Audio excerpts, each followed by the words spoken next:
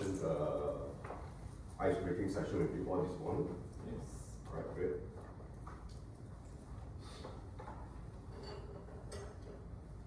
I'll try to do a small one with you or for some activities later on. Let's wait for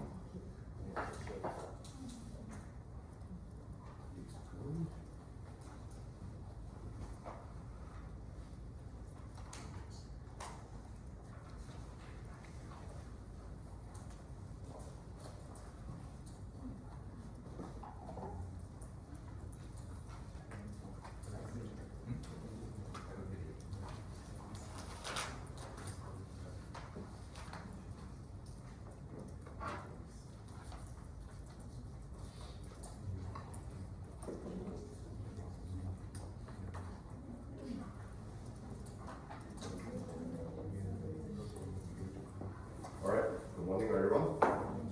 I'm going to start waiting for our colleagues to come in. All right. I think a short introduction about myself. Okay. My name is Ivan. Basically, I've been into the education industry for the past 30 years plus. Right now, maybe something up in I'm one of the pioneers of in solar industry in Malaysia. Okay, before there is actually even what we call feed-in tariff or what you know, net energy metering. I'm actually already in solar industry. I have to build the Renewable Energy Act 2011 in Malaysia. Okay, I was one of the first who go to the parliament to debate and talk about. I want to fight for renewable energy. Okay. Because before IE Act 2011, we wouldn't be where we are today. Alright? And that was gazetted in April 2011, and we start to see SEDA, Malaysia Sustainable Energy Development Authority, being formed. Okay, and the first feed-in tariff program. How many of you know what is feed-in tariff program? Hands up. Okay, thanks. Okay, so feed-in tariff program is a very lucrative program. Or say, okay, lumayan, okay. It's as if you buy electricity from TNB, you pay how much today? 1 unit for your house, how much you pay? Huh? 30 to 70 cents. Wow. Who is paying 70 cents? Okay, I'm not. So basically, you buy at 30 to 70 cents or 30 to 50 cents, but you sell back every unit of the energy to TNB, okay, at 1 ringgit 50 cents to 1 ringgit 70 cents. That is feed-in tariff. And that lasts for the next 21 years. Who have a feed-in tariff solar system on top of their house right now? I do. You do? I do. So every month, I pay TNB 200 to 300 ringgit. I stay in a double storey house. And they pay me back around 6 to 700 ringgit. Okay, I'm very happy. Okay, it's 12 years past already. Still got 9 more years to enjoy. After that, I don't know what happened already. Okay, but nevertheless, okay, those were the times. Okay, and I am also a work group member for Malaysian standard to build the standard for Malaysia on solar photovoltaic for MS 1837 2018. You are following up on this particular book. We are very fond on this story of Malaysian standards, okay, especially 1837. Okay, the 2025 version is coming up very, very soon. Okay, I'm also a work group member developing that particular book, and also back in 2020, I completed as a work group member to publish MS 2692 for PV system installation. Okay, for grid for connected photovoltaic in Malaysia. Currently, I'm also active member from Teams. Okay, and you got any problem with earning a lightning protections? Your house got some equipment got struck by lightning whatsoever, you can talk to me after this. I can talk to you about it. Okay, because I have been struck by lightning my whole entire life. Okay, I'm very good in lightning protection systems. That's past job. Because of the past job I'm in. All right, and I'm also accredited chartered engineer by IET and also a professional technologist. All right, right. Just curious. Very fast with your question. Thank you very much. What is TS mean for? TS is a professional technologist. So it's different with IR. I mean, sorry. Yeah, it's different from IR. Basically, it's professional engineer. Yeah. Okay. So if you want to get professional technologies, you can come to me. I can talk to you on the side later. You want to get a chartered engineer, I can recommend you as well. Okay. As a matter of fact, some of our bachelor's colleagues, okay, is looking up on me, okay, because I'm also a chartered engineer, professional registered advisor, PRA. So if you are going for a chartered engineer, you can actually look up for me. I can guide you through. All right. Okay. What are we going to learn today from me? All right. This is actually something that you are here for. First of all, you will get an understanding, okay, on basic solar photovoltaic technology and its application in Malaysia. All right. Number two, you learn how to know how solar panel actually convert sunlight into electricity. Basic knowledge, yeah. Gain knowledge, okay, about subsidy and policy in Malaysia that encourage solar PV installations. Okay. After that, I'm going to talk a little bit about wind energy, okay, which actually Malaysia is not so popular on that, okay. The only wind turbine can find is actually somewhere in Perhentian over there, okay. Mau jalan ke kapal jalan, tak tahu lagi, okay, dah lama pasang dah. Understand the basic of wind energy, including onshore, low wind speed wind turbine, okay, and offshore wind, okay. You're going to learn how wind turbine converts wind into electricity as well. Some components, okay, some jargons on these wind turbines, okay, just to equip yourself with it, okay. So at the end of the day, this is very brief, very basic kind of things. I'm not going to bring you very deep, okay, and drown everybody over there. I'm not going to do so, okay. It's going to be another chapter altogether. Okay, we're going to talk about something that is actually very, very hot topic, okay, because of the EVs, Tesla, BYDs and all that, because they're making so famous, okay, they talk about batteries, okay, it's act as an energy storage system, so we become BESS, BESS, no, don't have the T, no, BESS, okay, so gain knowledge in different type of battery energy storage systems and their technical overview, got different type, okay, what's the type that we use in our current car? The petrol and the diesel, we call the ICE engine, okay, internal combustion engine, ICE, okay, they call ICE. Okay, so then we talk about EV, which actually use DC motor to drive the car. You actually want to press, it accelerates straight away, very fast. Okay, Ferrari will lose to you. Okay, Lamborghini will makan masak in the beginning, the traffic light. Okay. So then we're going to learn how BESS store the energy during low demand periods and release it during high demand periods. Understand the two main business models for BESS. Okay, sorry about the particular part over there. Alright.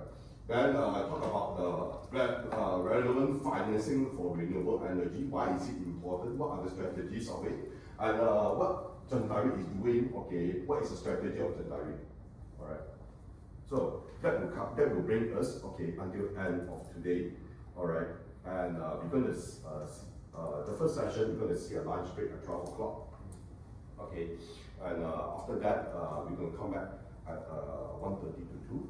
Alright. Then we continue on, then we finish off by 3:30 before the traffic starts to come. Alright.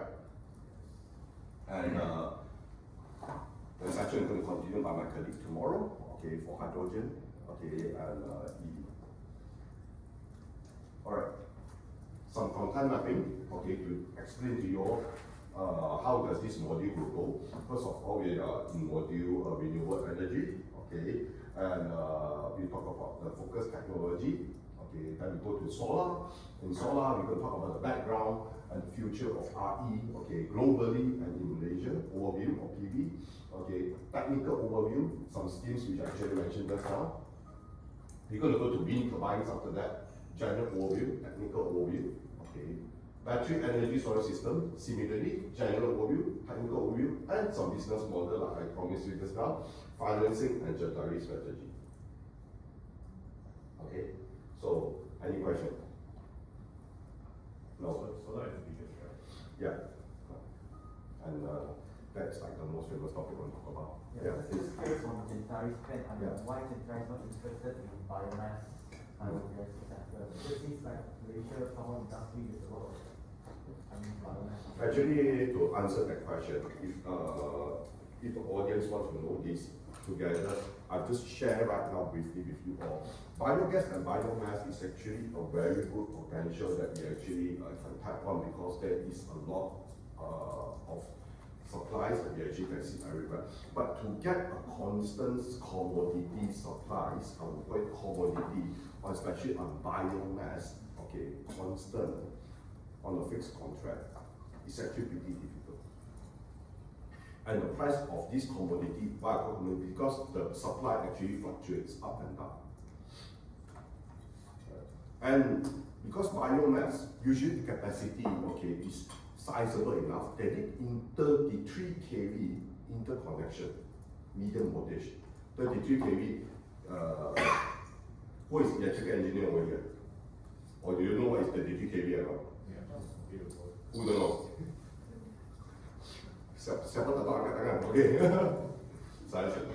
Okay. So basically 33 kV basically is what we call medium voltage. These socket outlet over here are all called low voltage, LV.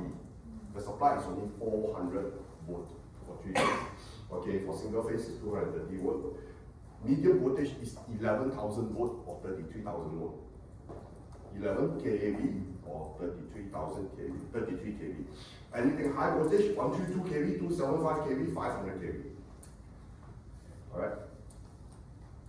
Alright. So usually biogas, biomass, okay, they require connection of 33 kV level, which actually can be costly and pretty far away because usually this biomass plant is inside the Kelapa Sawit area. Alright. So resultant into commodity fluctuation on prices of the supply, okay, and the interconnection difficulties, so it becomes least popular. So if you go to Seda, Malaysia today, you want to apply for feed-in tariff for biogas and biomass, it's still plentiful over there. Nobody is taking it.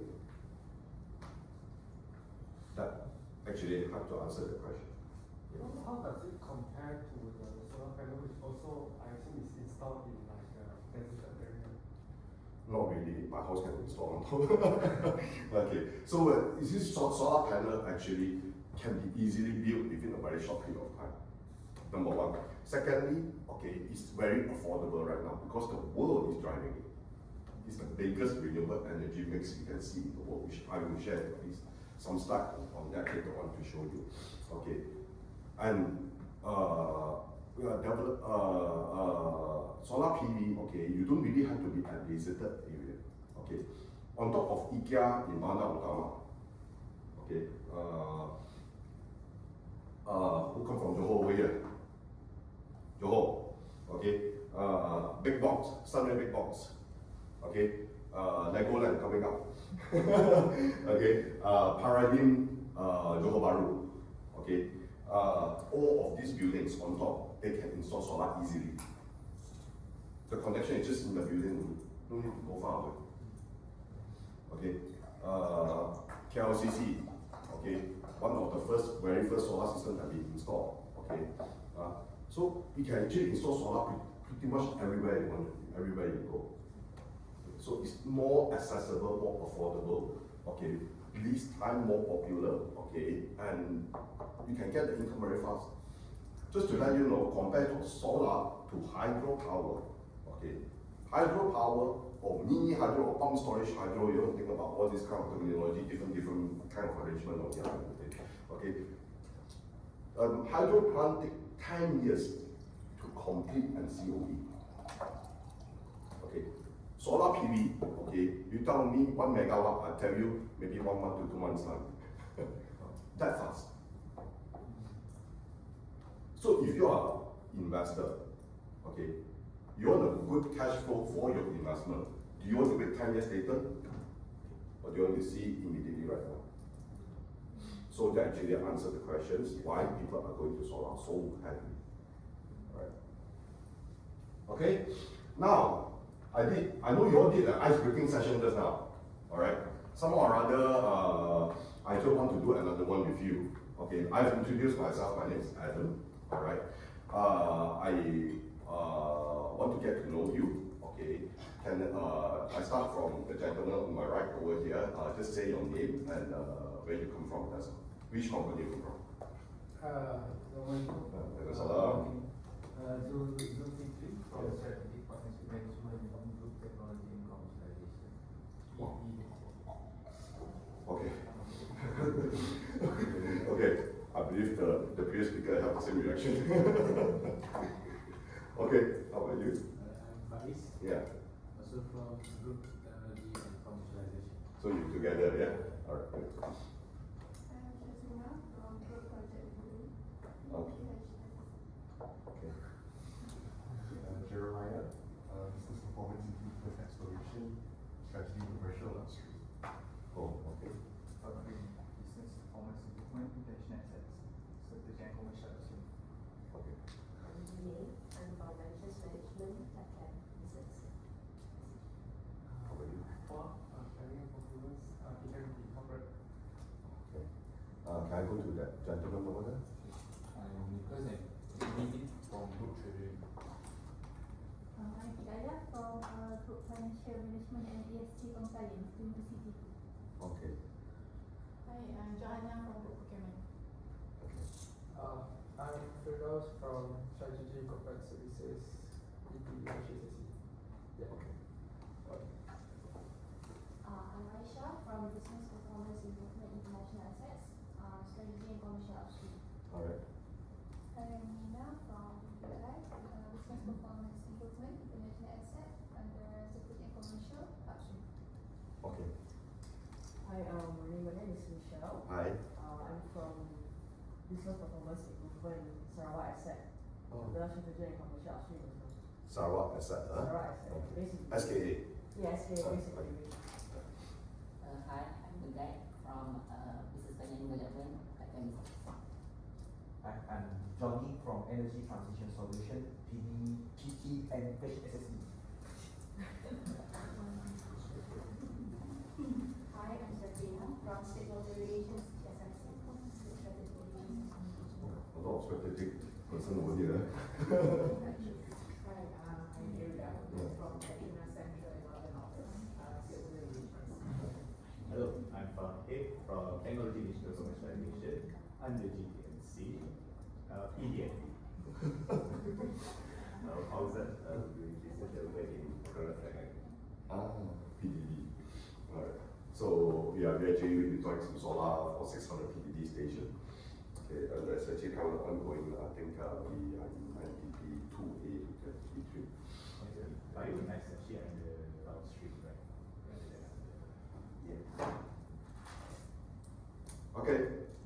Thank you all very much. Okay, I'm going to share a short video with you all. Okay. Do look into the video. It captured a lot of information. Okay, that we save a lot of my time talking to you. Okay, I try to explain the fine details of what's happening globally. Yeah? Okay, so just. As it stands, the energy sector, which is still dominated by fossil fuels, is responsible for over 70% of global greenhouse gas emissions. With experts predicting that global energy demand will increase by 50% by 2050, it's clear that we can no longer rely on fossil fuels if we want to mitigate climate change. The question is renewable energy heading in the right direction to replace fossil fuels? Well, in the short term, the answer seems to be a resounding yes. In a recent report, the International Energy Agency stated that total installed wind and solar capacity is on track to zoom past natural gas in 2023 and coal in 2024. And by 2025, renewables will overtake coal and become the largest source of electricity generation and are expected to supply 33% of the world's electricity. So, is this enough? The International Renewable Energy Agency suggests that renewable energy will need to supply 80% of the world's electricity by 2050 to drastically decrease greenhouse gas emissions and prevent climate catastrophe. That means between 2025 and 2050, renewable share of global electricity generation would need to almost triple. The only way to bridge this gap is to boost innovation in renewable energy technology. Fortunately, there are many potentially remarkable technologies out there that could revolutionize the renewable sector. In the solar energy industry alone, there are companies developing solar panel roads that could cover miles and miles of highway. Paper-thin, printable solar panels that are cheap and easy to produce. And floating solar farms. Giant patches of floating solar panels on the ocean surface. Speaking of floating, on the wind energy side, there are floating wind turbines that don't require fixed foundations and could therefore be used on deep parts of the ocean. Then there's bladeless turbines, cylinders that are fixed vertically with an elastic rod. The cylinder oscillates on a wind range, which then produces electricity. They generate the same amount of electricity as traditional wind turbines, but for 40% less money and using less land. The technology that could tie it all together is smart grids. A smart grid is an electricity network that enables a two-way flow of electricity and data through digital communication technology. This allows individual households to not only access electricity, but they can also sell their excess electricity back to the grid. It can pave the way for a fully decentralized energy grid, which is energy efficient, secure, and affordable. The innovative renewable energy technologies we have highlighted are not the only ones. There are many more out there. However, most of these technologies have some major issues to overcome before they can contribute to closing the energy gap, and many will probably fail. Trying to identify which of them are the best is both challenging and unnecessary. What is important is that we need this kind of bold innovation, supported by public policy and private action, to have a chance to cleanly meet our energy needs and prevent climate catastrophe. All right. So Thanks for watching. Please give us a like and subscribe to our channel for more learning videos. the likes, I don't have a name for it. But you see that I think somebody asked a question about Trump just now, about that him pulling out US from Paris Agreement. I got to stress that out, that the Paris Agreement, or whatever that is talked back in the past, Copenhagen or whatsoever, is a voluntary pledge that is no obligation or any tangible commitment to it. Alright.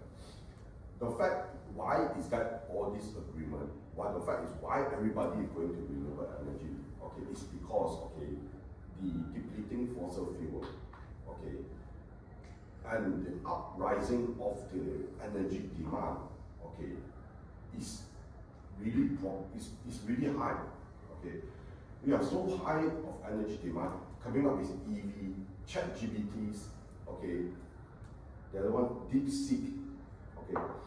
All this is using so much energy, okay, like compared to Google search engine, ChatGPT use 10, 20 times more energy than Google search engine by just press or click. Okay, and where does all this energy come from?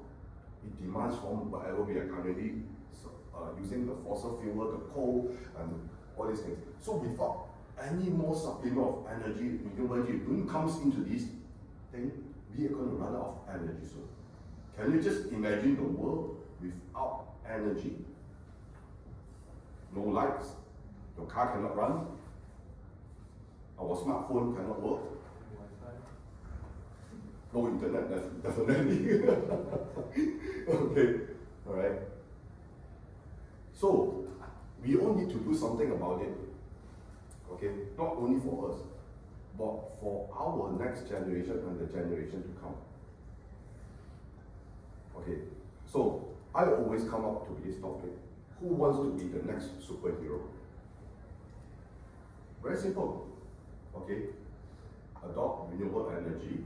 Okay, I'm not telling you to buy an EV, okay, or such, okay, but some simple things like recycling and all these things, practice, okay, turn off the lights while we move out from the room, okay, turn off the lights when we move out from the toilet, if there's nobody in there, Okay, simple things like that help to conserve. Actually, starts from simple practices. Okay, that is all we need to do. All right. Now, there are actually 7 renewable energy sources that we actually can see. Okay, including offshore wind, onshore wind, solar, hydros. Actually, the 2 Bs can combine to wind technology, biomass, geothermal, and ocean. Gentari is only focused on wind technology and solar, not on hydro yet. Alright, but we are in the midst of exploring into that, okay, because like I mentioned, hydro plant take 10 years to build, okay, and the capital outlay is going to be tremendously huge, okay, maybe the return may not so attractive, okay, so anyway, we got to look into all these possibilities. Okay, so for Gentari RE focus, okay, basically we talk about the world, okay, have a potential of approximately 5.5 tetrawatt, okay, or 5,587 gigawatt, whereby onshore wind we have around 1.3 tetrawatt, okay, and offshore wind we have approximately, okay, potential of tapping approximately 345 gigawatt. So the potential is huge. So, yes, please. One question, the giga is based on Malaysia, is it or Globally. Globally. Not Malaysia. I'll talk to you about Malaysia now. I've been from the world and solution. Okay? Now, the biggest topic of today, solar. Alright? So, there are actually 4 different types of renewable energy in Malaysia that is practically workable.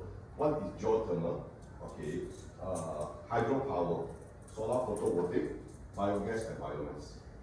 Hydropower including big size hydro dam, okay, mini hydro, okay, micro hydro. There is something called micro hydro. Okay, so basically all that fall under hydropower. Okay, but today we're going to talk more about on solar PV. Now, this is Malaysia. Okay, as you can see, the potential of tapping renewable energy in Malaysia based on the different renewable energy. Solar PV takes up approximately 269 gigawatt, okay, with Peninsula, okay, having 137.5 gigawatt potential to be tapped on. Okay, Sarawak, 32.1 gigawatt, okay, and Sabah at 99.4 gigawatt. This has been extracted from Malaysia Renewable Energy Roadmap, okay, so basically, this is Malaysia. Okay, so for solar PV alone, today we have only achieved approximately 3.5 gigawatt or so. Only from 2011 until today, or from before 2011 until today. Okay, only 3 gigawatt.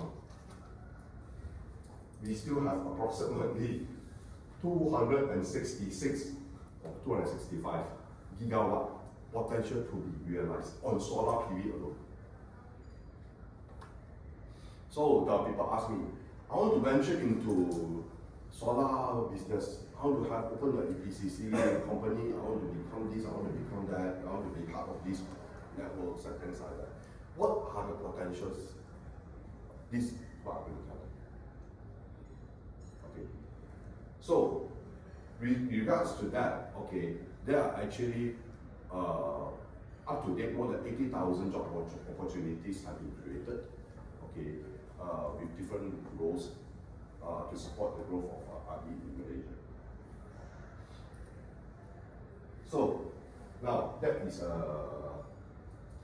and we actually see that in year 2025, okay, which actually today, okay, our Malaysian plan is to have 31% of RE mix in our national grid. 31%. Okay. 31%. 2025. Okay, but today, okay, we have achieved approximately 12-13% only. We plan to hit approximately 18 point something percent by end of 2025, which actually we so-called did not meet the KPI. Okay, all right, finish. All right. Therefore, what our government do, they come with more programs. They come up with a lot more encouragement. Okay, so what the government did in the past, they launched something for residential called the Solaris. So in terms of solar on top of your roof, they give 4,000 ringgit today. And that will end, I think, today. Okay, so end of this month actually, yeah, okay, April. Then after that, they don't know what they're going to do. So they come out with another program called CREAM. Okay, they like to use abbreviation of this, CREAM. Okay, what does CREAM do is like, you have a house, you can rent the rooftop of your house to some developer and you collect rent from them. Okay, and the developer will rent your roof, build solar, and they will generate energy, maybe sell back to you at a cheaper price, or sell back to the neighborhood within 5 kilometer vicinity at a cheaper price. So now your roof suddenly can collect rent already. Income, no worries about that. Okay, absolutely legit, the company will come after you. Right? Okay. Well, it's been approved by the government of Malaysia. Alright. So they also plan to go bigger scale, okay, by giving LSS 5, which actually less than we won LSS 5 end of last year. Okay, and they actually quickly launched LSS 5 Plus. Don't ask me where's the Pro. Okay. Okay. Then LSS 6 is coming up. LSS stands for large scale solar. Okay. So with all these large scale solar, the capacity that people build is going to be like 150 megawatt, 200 megawatt, 300 megawatt, 500 megawatt as such. So these numbers can be faster realized. Okay. Of course, a lot of comments will come in. You cut the trees down to build something that you call sustainable. Okay.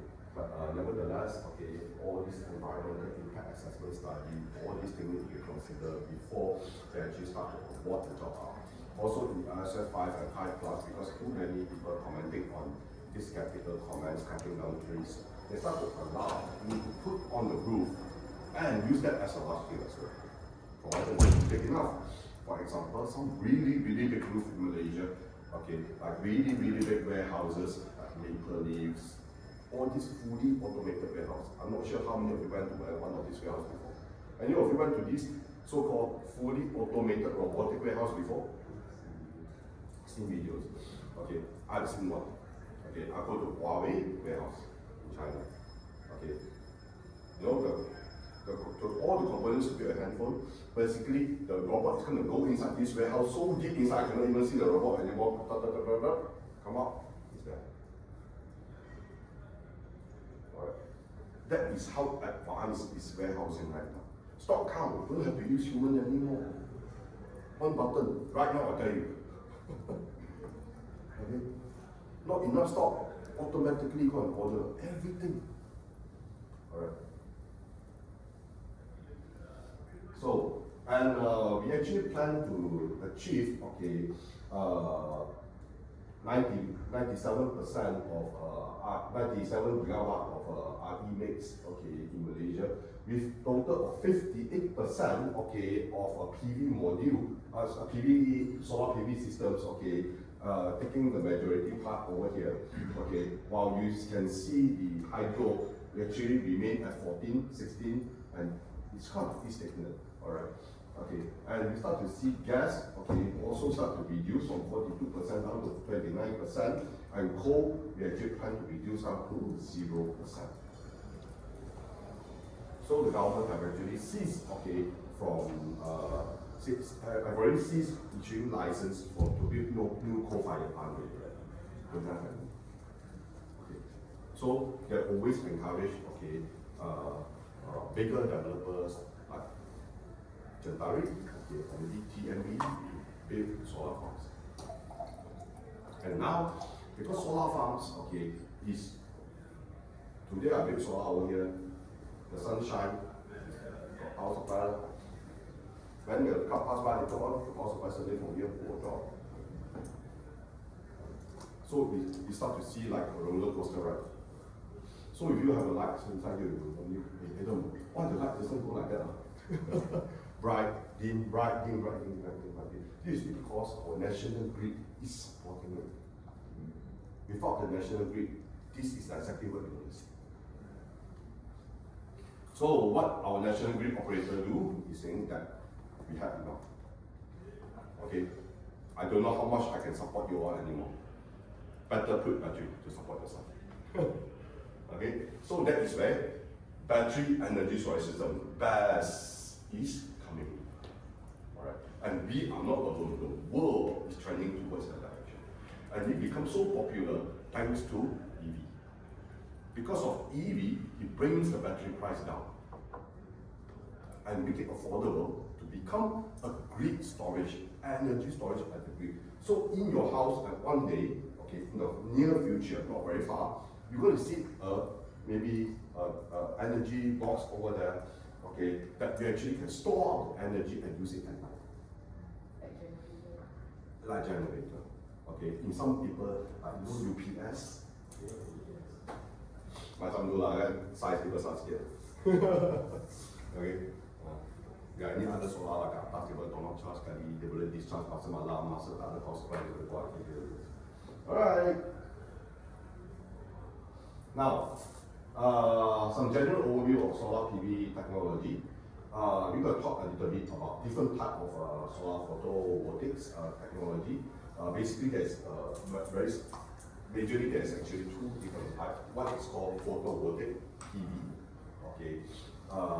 You bring me back to Form 5, actually, if you are in the science stream or whatsoever, know this casual calculator or whatsoever, they have a small PV cell on top there. My time lah, maybe. Okay, I'll still have lah. So, tutup dia sikit ada, tutup dia tak ada. Cikgu tengah ajar, tak mau pay attention kan. My calculator. Okay, so that actually is a PV cell. Okay, and growing until this big that actually can supply for the whole entire country.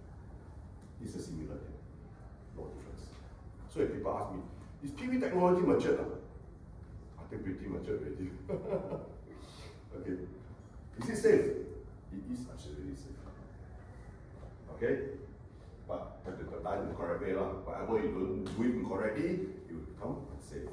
Alright, so that is PV, which actually convert electricity using semiconducting materials that convert light source into electricity. Okay, light. So in the old days, I want to sell PV. People say generate electricity. People ask me one thing: is it similar to the solar hut, the one on top of the roof that can go hot water one? Big tank one. I said, no. People always often misunderstand, especially the public, because there is not much of education, okay, I would say. The people got misunderstood that solar means solar water heater.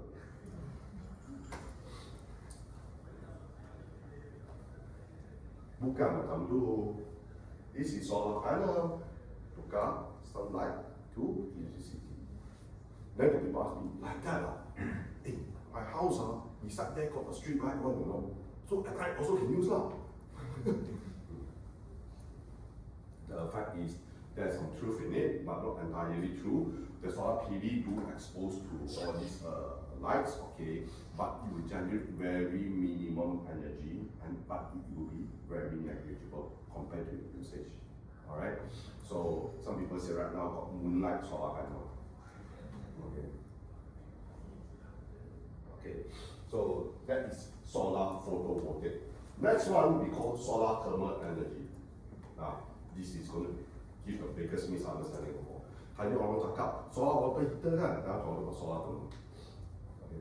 So what solar thermal do is very, very simple. Okay. Often I see in cartoon, some people actually go to the Amazon forest to find this. Okay. You use a magnifying glass, you focus on something, okay, and let the fire burn to make fire. Correct? You focus the sunlight. Okay, so what this CSP, concentrated solar plant called, okay, CSP, is actually putting mirrors.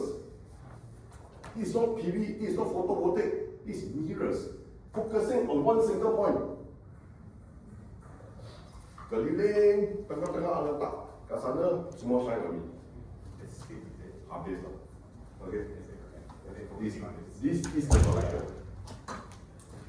So it collects so much sunlight, becomes so hot, okay, they drive the water vapor through it and store the vapor as a form of energy in molten salt.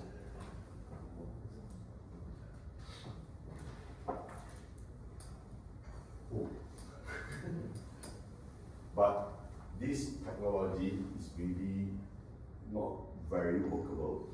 Okay, very least place in the world actually can find things like that. Reason being is because you require a big piece of area. Secondly, the mirror far away from here, the contribution is very not that intense anymore. So the further you go, the less it become, and you really need a very, very big area. Really, really big area. And when you store it, when you have to discharge the water, the vapor to the molten salt, okay, another things we have to worry about. Okay, so basically, the constant delivery of energy through a CSP can be a big challenge, I would say. Okay, so this is they use the steam to turn the steam turbine. Okay, so who are the users for solar? Okay, we talk about residential, commercial, industry, public utilities. Okay, Sunway Pyramid, on top there, got solar PV panel. Bandar Utama, One Utama, on top got solar PV panel. Okay, all the government buildings in Putrajaya, when you pass by the center, apart from PICC to the Unatan and the Masjid there, okay, every single building on the left and right got solar PV panel. Okay, alright. Airport, KLIA 2, have solar PV panel. Built by Gentari. Okay. One of the biggest project I personally have commissioned and done, okay, is actually for Proton Tanjung Mali, okay, a car park, okay, for the new cars to park under that before it delivers to the end user. Right. So it's actually a total 12 megawatt PV system on using the PV panel as the car park, as the roof of the car park. On the bottom, nothing really.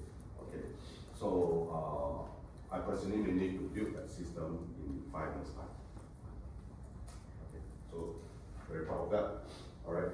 So now the outlook, okay, of to 2030, we actually see from approximately growth from global PV of 1.7 tetrawatt down to around 3 tetrawatt. Okay. Alright, so the key takeaway is to install PV globally is expected to be 27%, okay, of total installed capacity by 2030. Alright. So capacity is different from, because now we have total installed capacity. Yeah, correct. 269 is only for Malaysia. Okay, it's the same metric. Right? Yeah, okay. So solar is projected to be the, of course, the biggest, because easy to adopt, anybody can install. Actually, Malaysia is very good because of our geographical location. Virtually, the solar PV panel is recommended to put on the ground, lay flat, start to generate AD. That is the best position. But often, you see people install a bit slow like that. Reason being is because when you put it flat, they thought it become a fish pond. so install slightly 3 to 5 degrees like that. When the rain comes down, you have a self-cleaning effect.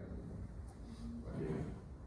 Sometimes we install on our roof, I want to press the roof down, so I follow the roof the stiffness of the roof. Okay. So PLC. 1 megawatt. Okay, I install. Huh? TNB is doing the floating in Kenya, correct? Total got 2 gigawatt they want to realize over it. Now they're doing the first phase 500 megawatt.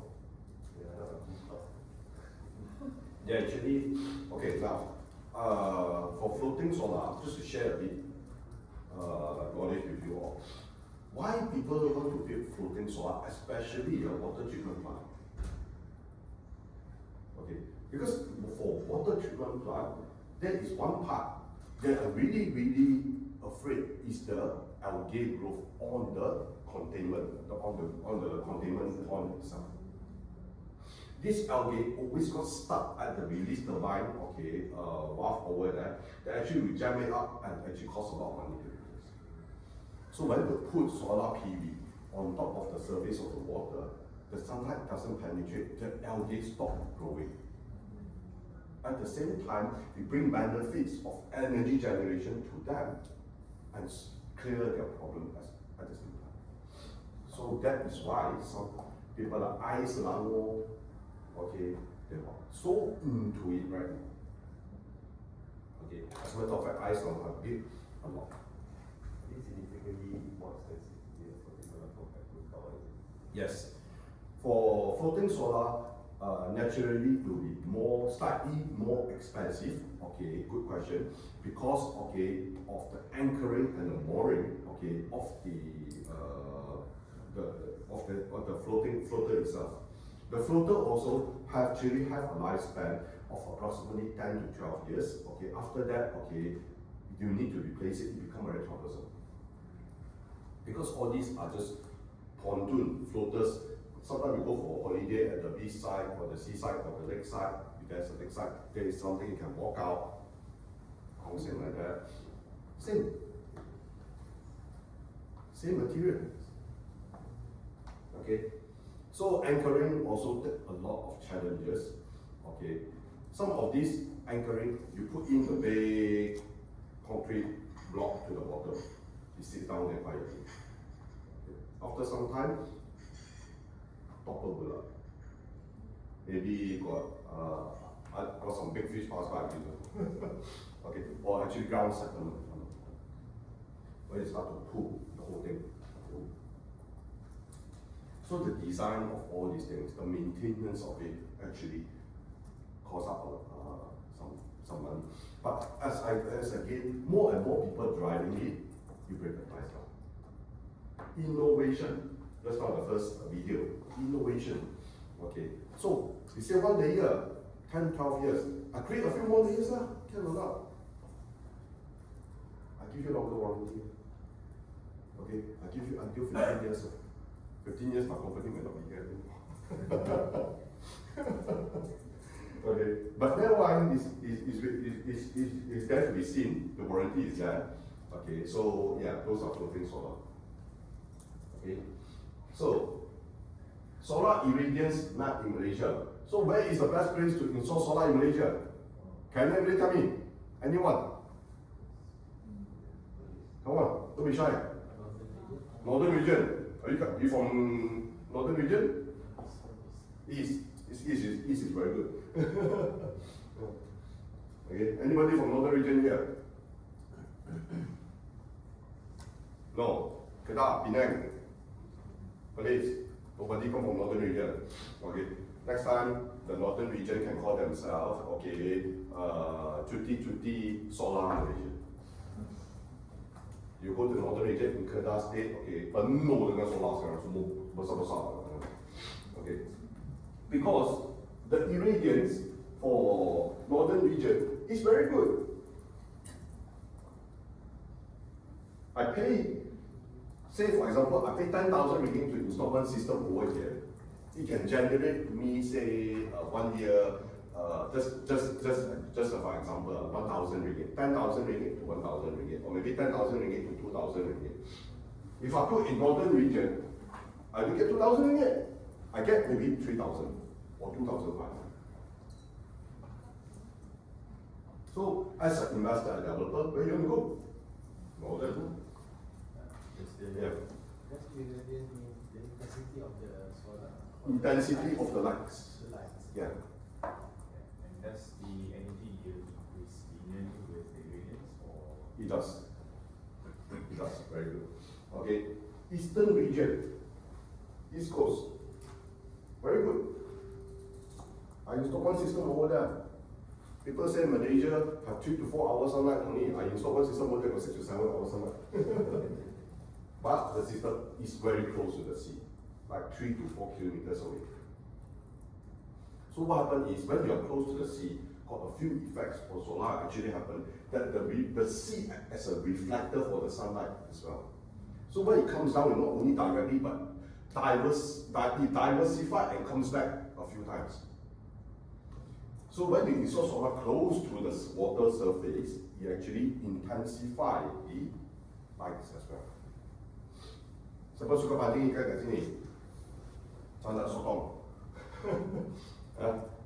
Who like to do fishing? The most boring things. Old people don't know where to go. Okay. But you try to sit at the lakeside for 1 hour. You go back home, look at your face. Struggle out. Because the water surface acts as a mirror. It reflects the sunlight on you. So that is actually what is happening. Okay. Sabah, certain region is very good. Sarawak, as it goes down, okay, because the equator is kind of a bit on top, it's slightly lesser. But in general, okay, if you look at the, it's pretty small, but you actually can see the kilowatt hour per meter square. What we call is, in every 1 meter square, how much energy can you generate? This is what it means. Okay, this mobile over here. Okay, you actually can see it's actually from 1005 to around 1008. 300 different zones. To be frank, it's not a lot. So some people ask me, hey, I don't know, so good to solar, I want to buy, I want to put solar PV on my house, which direction will face? I'll say, just put exactly how your house is facing. Don't try to be innovative, okay? Because I say southeast is the best. Okay, but you see, southeast to north to east and west, the difference is very little. So it's okay. Alright, unless you've got flexibility, you can flex the design, you don't know how to put it, go on. Put southeast or facing north south will be the best. Alright. So solar PV technology also have actually evolved and developed a lot more further. That actually right now, solar PV, not only the front part can receive the sunlight, but the back as well. So this is called bifacial. So when we built the car park for Proton, okay, Tanjung Ali, okay, when the car park down and the car reflects the sunlight, it generates more energy. Okay, alright. Okay, so in general, in Malaysia, we get approximately 4 hours of peak sun hours of sunlight. Okay, that is actually ranging from 10 o'clock to 2 p.m. That doesn't mean 7 o'clock to have sunlight. Okay, 8 o'clock to have sunlight. Okay, but when you put all these things together, okay, the rainy season, all this, put all this together, 10 a.m. to 12 p.m. looks like a rectangle. Okay. Actually, the generation is like this. From 7 o'clock, it goes up. Sometimes got rain comes down like that. But when you try to compress this thing, it's actually between 10 to 2 o'clock, you see a 1 o'clock like that. Alright?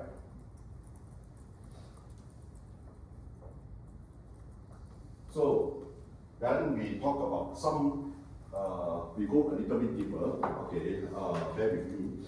Okay, we talk about the capacity factor. That means actual produced power versus maximum possible power. Possible, that means ideal. Okay, when you have a car, the car speedometer say 300, okay, tapi you tekan habis dia tekan sampai 300, okay, maybe sampai around, kalau you berani lah, okay, kalau tak berani lah kan, okay, tekan sampai 240 lah, okay, sangat berani lah. 240 of 300, okay. So the ratio of that is called capacity factor. because the engine can never go to 300 because of wind resistance, tire resistance, jalan jam, okay, only terbalik, only tak ada brake okay, macam-macam lah, okay. So basically, we talk about solar, we talk about around 15 to 20% only. Very little, So you are lying, kalau mana lagi lah. Okay, it can be calculated using the maximum peak sunlight also in 24 hours. For example, 4 hours divided by 24 hours, you got 17%. Okay, now with solar PV technology, like the bifacial, like you put it closer to the seaside, the location where you put it, okay, and all these things, you actually start to increase. Okay, so capacity factor right now can be seen approximately 20 to 22%. Okay, with the latest technology, with the best location, you can put around 22% maximum. I will have seen. Okay, it's going to develop a lot more further. Okay, so the size of 1 megawatt. Just how people ask me the one in India, how much land area, right? Okay, so 1 megawatt is approximately 1 hectare, or approximately 2.4, 2.5 acres of space that we require. That's for 1 megawatt. So some smart people come and say, okay, I need to know how many acres, okay, to build maybe 500 megawatt nuclear plant. Because solar footprint is too big. So nuclear footprint is very small. Government is talking about nuclear. Okay. If you ask me, are you skeptical about nuclear? I would say, well, it's a way forward. Everything when you do it correctly, you manage it properly with the correct tools, correct people, correct process, correct procedure, all the safety in place, you'll be good. Okay. Then Japanese wife, Fukushima like that. You have to ask them. Okay. Okay. So irradiance, the higher the radiance, the higher the yield, okay, the more solar power can be converted to electricity. Any question? Which part of the world have the highest irradiance? Look for those countries that is close to the equator. We are one of them. Okay, India. Okay, Brazil. Not millions. They have as well. Okay, they have as well. Their irradiance can be very high in the desert. But also, solar panel, they love sunlight. They don't love one thing. They don't like one thing. No, dust is definitely they don't like. Okay, they don't like one thing. What they don't like is heat. Okay, the hotter it is, the solar panel say I cannot tahan. The hotter it is, the lower the output. So the light is the key, not the heat. Not the heat. Okay, now you learn something, right? Okay, so what people say, if you ask me, Genting Highland can be very good. Temperature is low, altitude is high.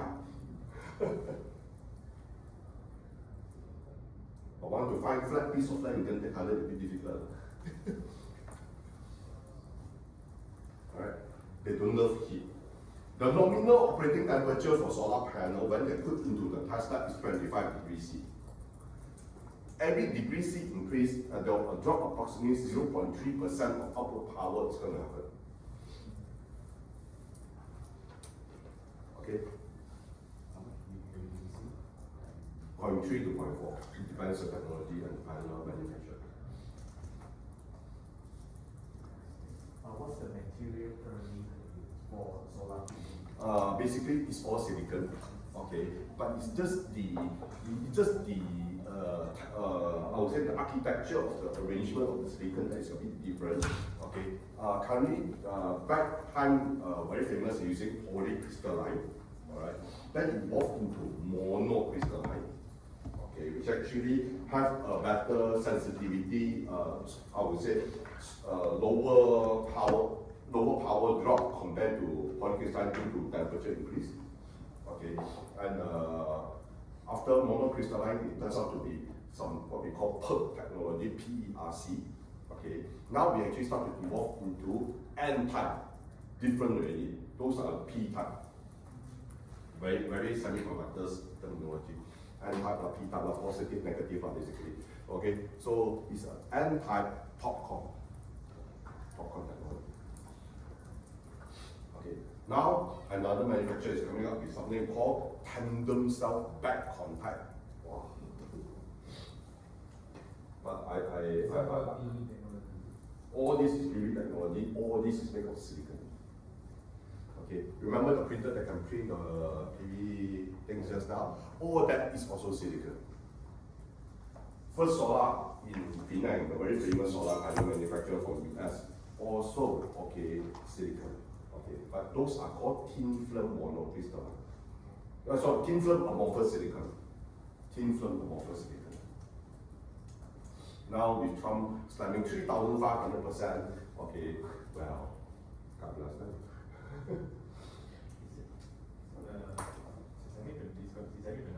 What metals do they require to achieve? Are there any special metals that come from specific areas based in China that is important for EVs? No. No. Make of sand. A lot of sand. Alright.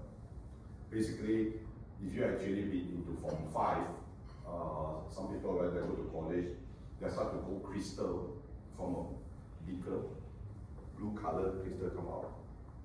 Similarly, they do that for PV. It's the same thing. Okay. That we call small crystalline. Okay. Now they go big crystalline, they call ingot. And start to cut, start to use laser cutting, everything, make it so thin. Okay. Alright. Please. Please go on. Do you have like a rough cost calculation for example, for 2 megawatt? The rough estimation for the cost. For 2 megawatt, Yeah. ground mounted. Okay. For 2 megawatt ground mounted, you can connect to 11 kV MV system. Say the vicinity within 5 kilometers. Okay. The capex you have to put out. Okay. Excluding the land cost is approximately 7.5 to 8 million. Provided the connection, the grid connection. Within 5 kilometers range, 11 kV. Alright? 7.5 to 8 million. Any more highly sensitive question for me? Don't ask me how much is the study paying. Sorry, can't answer. So how long until the investment can come back? Basically, the internal rate of return, okay, for project, okay, you talk about financing as well. So we're going to talk a bit about financing later on. Financing basically you talk about equity, how much equity you actually inject, or you actually can 100% finance a project. Okay, if you can 100% finance a project, okay, your basically your IRR is already infinite. Right. So talk about layman term. A lot of people don't know what is IRR and stuff like that. We talk about return on investment by how many years. Okay, I bias through ribu. Berapa lama boleh dapat balik duit. Okay, so basically we talk about large scale solar farm in Malaysia currently. We talk about basically around 9 to 10 years to get back. Regardless of the scale. Talk about large scale. 9 to 10 years. Right. Is the panel also, just like you mentioned, the lifespan, right? The panel lifespan right now, the manufacturer provides is 30 years. Okay. I hope I will still be around, but I'm not working anymore. Enjoying life maybe. 30 years. I think 30 years a lot of people will say the same words I'm saying right now. Okay. I personally have used the panel for top of my house for more than 12 years, so far everything is going fine. Okay. The brand of solar panel I also forgotten already. I believe the company also got out already. Okay, but it's still okay. It's still very good. Okay. What is the carbon cost producing this The carbon. carbon cost? things like this, lithium batteries or It's not so green, right? silica. So You need a lot of heat to melt it. you do use the energy as well. Yeah, they use a lot of energy. Actually, you come on, that is actually a very, very good point. Very, very good point. I don't have the answer for you. So, okay. So basically, what Zo trying to point out is that you would try to be green, okay, but the energy you use to produce this green thing, okay, is so much. Right, but you don't see the mining aspect. You mine the silica, you mine the lithium. It's not being. It's not being told to you yet. Okay, as a matter of fact, there is one PV manufacturer, okay, from China. They make it traceable all the way down to where they mine. They can let you know. I just want to add to, this is a very good question. It's actually a good opportunity for the Italy as well. So actually unify the mining sector in the supply chain. But as you know, like the different carbon has like different scopes. So scope 1, scope 2, and scope 3. For us as Italy, this one falls in scope 3 because it's upstream, it's in the manufacturing. So directly to us, it's in the order to decarbonize that part, you have to decarbonize the whole supply chain overall. And there are some mining companies as well as solar manufacturers who are trying to greenify, and that's also to electrify their processes. So at the moment, yes, there is a couple of things for that. Is it directly related to the work of Italy? I would say not directly, but it's scope 3 in overall. Petronas commitment to net zero is scope 1 and scope 2. I think we all know that because scope 3 requires further more holistic decarbonization of all industry. And it's a good opportunity. From the beginning until the end. Yeah. So opportunity for the Italy as well because you'll be able to provide your solutions based on this manufacturers. Like I mentioned, there is a PV manufacturer currently in China that allow you to trace all the way back to the mining, with the exact location where they do the mining. Okay, because there is a demand of knowing this. And how much they actually decarbonize at every single station. And there was proof that actually did decarbonization at this every single station. There's one manufacturer at time. And the price is not going to be cheap. Alright, yeah. Okay. So, some technical overview of a solar PV module. Alright. So basically very simple. You actually have a frame, you have a glass on top, okay, you have an encapsulant, okay, or we call the sandwich. Okay. Then you have the solar cells. And encapsulant again. Basically there's one piece on the bottom, just smash it together, become a sandwich. Then you have a back sheet. This back sheet, if it's a back contact, is actually another layer of glass. Okay? And of course, after put all these things together, you wire it up into a small junction box at the back, LED size, with 2 cables coming out. Alright? Why 2? One positive, one negative. Okay? So, that is a solar panel. From very, very old time until today, it's still like the same. Never changed before. Okay, some people say, I can roll it out right now. Okay, I can stick it on. Okay, the solar panel can tahan for 30 years. Okay, but the adhesive that you stick on will not tahan for 30 years. Especially in our kind of weather. Okay, after some time you can see the further on top. Okay, so that is my advice to them. Okay. You can have something good, but think about the whole entire system. So how does it work? Very easy. Solar panel. Somehow this red color pointer doesn't shine on the screen. Okay, so I got to use my hand. Okay, it's a solar panel. The sunshine on it, it generates energy in direct current, DC. Okay, what is DC? Okay, you take out a battery, car battery, any battery, those battery energy is called direct current, DC. Go through an inverter, change DC to AC, alternating current, which is actually similar to all our socket outlet. Okay, then we can connect this to the TMB, okay, or better term we call grid. Okay, how many of you know that, or you have the idea that TMB is not the only power supply supplier in Malaysia, not only the distribution licensee. Do you know that in airport, okay, the power supply is supplied by Malaysia airports and not TMB? Do you know in KL Central, the whole entire KL Central, the power supply is supplied by Balakov? Do you know in up north in Kedah region, the power, the grid supplier is actually called No Power. And you are no. Okay.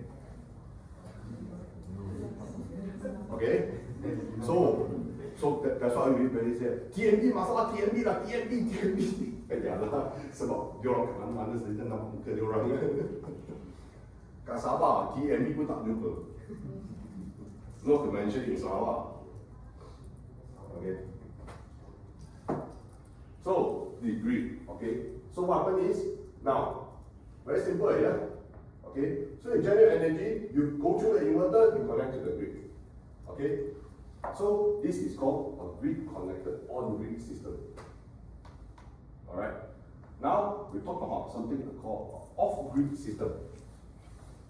Off-grid system similar solar panel, inverter, but this time, okay, you actually can store the energy or use it for yourself before you connect to the grid. Okay, some people, you know, the people mindset innovation very creative. Okay, they put genset, UPS, and solar next to each other. Okay. This kind of arrangement usually actually do happen, okay, in the rural areas of Sarawak, whereby the Sarawak government, okay, you've seen a lot of program over there called the SARES program, okay, SARES, whereby they call Sarawak Rural Area Electrification, something like that, okay.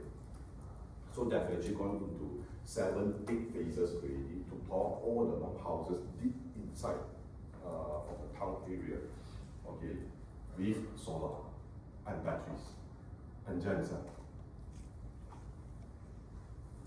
So now, okay, the longhouse, okay, in the Sarawak rural area, okay, many of them already have power supply. Because for Sarawak Energy to pull a cable purposely from here all the way deep inside for maybe 50, 100 people to use, how long do they recover their costs? Unless they are doing this on the purpose of charity. Okay. And this place is actually very far inside. It's not even close at all. Okay? Now, so you understand what is on-grid, off-grid. Okay? So those are the two main types of system. Now, the design parameters. I mentioned. Where you have to put the solar panel? Which is the best direction just now? Southeast. Okay. If your house is facing north, install that lah. Jangan maksa lah, please lah. Okay. Okay, don't do that. Okay. All right. So another thing to watch out for. Why do you install a solar panel? What are you supposed to look out for? Huh? Where's the power moving? Correct, shading effects. The first project I do, I install solar panel in Malaysia. Okay, one of the biggest solar system ever installed in Malaysia is 168 kilowatts sahaja. Okay, it's actually in KL Central. Today called Platinum Central. There is a green building over there. Okay, it was being designed by me. Okay. But when I tell design the system, you know, if you look from the top, you use a drone to fly over, Hey, why you install the solar panel? Here one patch, there one patch, a little bit, like that complete, no? Why you design like that? Why? Because we consulted the Kelantan Central Development people. Where is this new building coming up? We put it on a simulation model. Put this building inside agak lah, okay, 46-story high building. Okay, rectangular shape, no fancy design. Okay, see how far the shadow cast on this low building, only 7-story high that I installed. So I go and pattern it out lah, macam tu lah. Building tak ada lagi, but I anticipate for it. But of course, how accurate it becomes, not very accurate lah. Okay, I try my best. Alright, so look out for shadings. Look out for direction. Look out for inclination. Some people say, hey, so many buildings in Johor, tak boleh cakap cermin dia ke, jadi fasad ke? Tak baik, sebab based on our geographical location, it's supposed to be flat. When it becomes 90 degree, it's the least production. Alright, so don't go for very steep place. Nanti you pay 10,000 ringgit, you're supposed to get 2,000 ringgit, now you're getting 20 ringgit or 200 ringgit. Wait, then you bohong I lah, you tipu I lah, you cheat me. Okay? No. Okay? So, next, we talk about shadings, okay? We talk about infrastructure availability, we talk about inclination. Okay, another one more thing to look out for is, I often see a few people who want to install solar because they use a tremendous amount of energy. Okay, essentially those people in steel industry. Steel. They melt a lot of metals.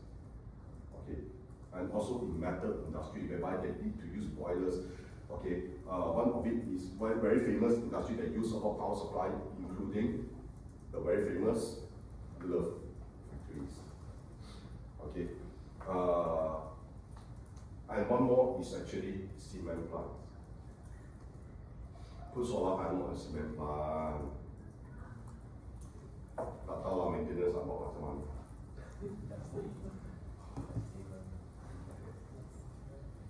So the boss come and tell me, very famous brand, start with T. Okay, the boss come and talk to me, and I will hire 2 foreign workers, give them room, every day go and sweep. Go. Alright, this is our mentality. People want to offset electricity because power supply becomes so expensive. One way to give more margin to them is actually lower down the operation cost. Okay, competition is so high.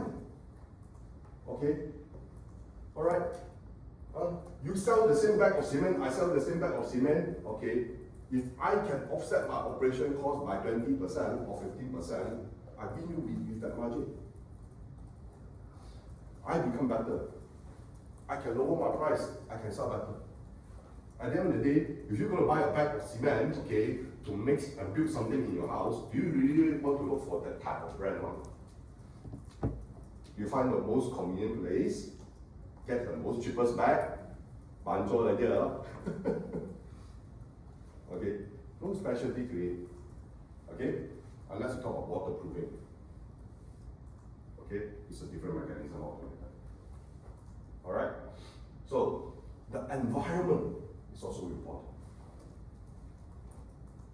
Okay, so those are the parameters that you are supposed to look out for. Alright, so some people ask me, if I put solar panel, how often do I need to go up to my roof to maintain it? Okay, I would say, if your environment is a mature residential area, not much of dust, everything, maybe just go up once a year just to check on it. But for example, okay, your house is next to a highway, or your house is next to a cement plant, or industrial area, whereby there is actually a big steel mill inside there. Okay, very big. You know steel mill, what they actually see? Steel dust. I can tell you, oh, you put a solar panel at less than a week, you can see all the steel dust accumulate and start to go rusty. Another one, paper mill. Paper dust. I can tell you, if your house is close by the paper mill, seriously, okay, shift away. Fast. Okay, or close the window. Cannot be seen by eyes. You can hear inside, these few plants, look out for it. Okay, so if your house is like that, I would say, okay, do monitor the performance of your system. Okay, if it is not good, okay, then quickly do maintenance on it. Consider it. Okay, you don't need to use mop like that, unless it's a cement plant. Alright? Okay. So how does the government encourage people to take up all this solar PV? Okay, last time we talked about feed-in tariffs, now we talk about net energy metering. They come up with something called CGPP, Green Corporate Green Power Program. After that, they put in something in between, which is not shown in this slide over here, called CRESS. Okay, then we got, of course, the large scale solar program, LSS. Okay, 1, 2, 3, 4, 5 plus 6 is coming in. Okay, now I come up green. Just a snippet to you all. Okay, hopefully, if everything goes fine, you're going to see the second episode of the new tariff coming in very soon. Okay, we know, right?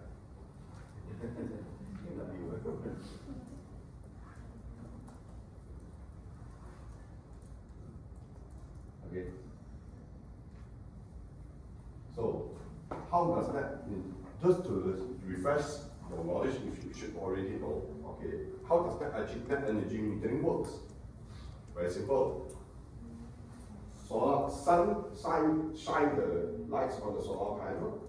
The solar panel use DC, generate DC energy, go through the inverter, from DC convert to AC, go to your house, go inside the house, go to your distribution board, the electrical distribution board. You use the energy first. You use it first. Anything extra, we sell to the grid, TME lah. Okay. Okay. Then anything not enough, you buy back from them. Simple. So your meter, the one in your house, become two direction, you know. You record how much you sell, record how much you buy. So it net off. So number one, net metering. Okay? Simple? Understand? Okay. So some people say, hey Dhamma, the sun only shines in the afternoon. You might as well around. Settle nak pakai power supply. Tak apalah, kita jual semua. Okay. So net energy metering program today is NEM, net energy metering, NEM, okay, have already come to part 3 already, NEM 3.0. NEM 1 finished, 2 finished, this is 3, chapter 3. We are not sure whether it will be chapter 4 because chapter 3 is ending in June. Okay, so if you want to install solar, you still can make it. We don't know what happened after NEM 3. We are all hoping that it's actually NEM 4. Okay? So, if they come out with NEM 4, they might actually introduce something new to you. For example, they need you to put a battery into it. So you can store the energy and use it at night. And help the grid operator, okay, not to let the grid look like a roller coaster, right? Okay, so they may actually put in something like that. And when you put in the battery, your cost of investment become higher. Your return become slower. Okay. You got one more things to worry about, which is the battery. Okay. So some people say, but okay lah, if everybody say the grid break down, power supply, I can use one. Okay, you use it. I can use the battery to charge my EV one. Okay. Alright? So that is actually NEM. Okay, now we go to CGPP. Okay, this is just an example. Okay, it's actually a little bit more complicated. Okay, but CGPP, what it does is it allows a solar power producer, okay, to virtually build a plant anywhere in Malaysia. My plant can be in Kedah, Langkawi, okay, as long as TNB grid, okay, and sell the energy to anybody else, okay, in Peninsula as well. For example, you're from Johor, I can sell the energy to Johor to you, okay, and I need to pay what we call a toll charges. Okay? So that is actually CGPP, which is very similar to CREST, and we talk about the RECs. Okay, the REC. What is REC? Are you either withdrawing too much terminology this morning? Okay we come back to a very familiar term called carbon credit, right? So this is called renewable energy credit, or renewable energy certificate, REC. Alright? Okay. This REC can sell for money. Okay? It worth a lot of money sometimes.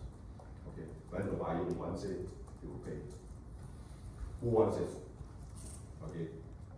We talk about company who have committed, okay, to offset their carbon footprint due to governance.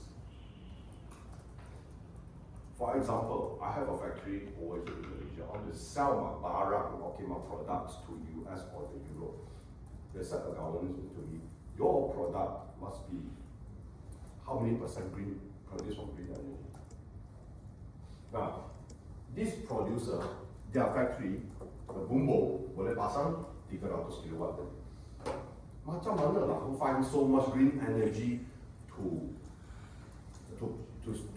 in the production, so they need to buy.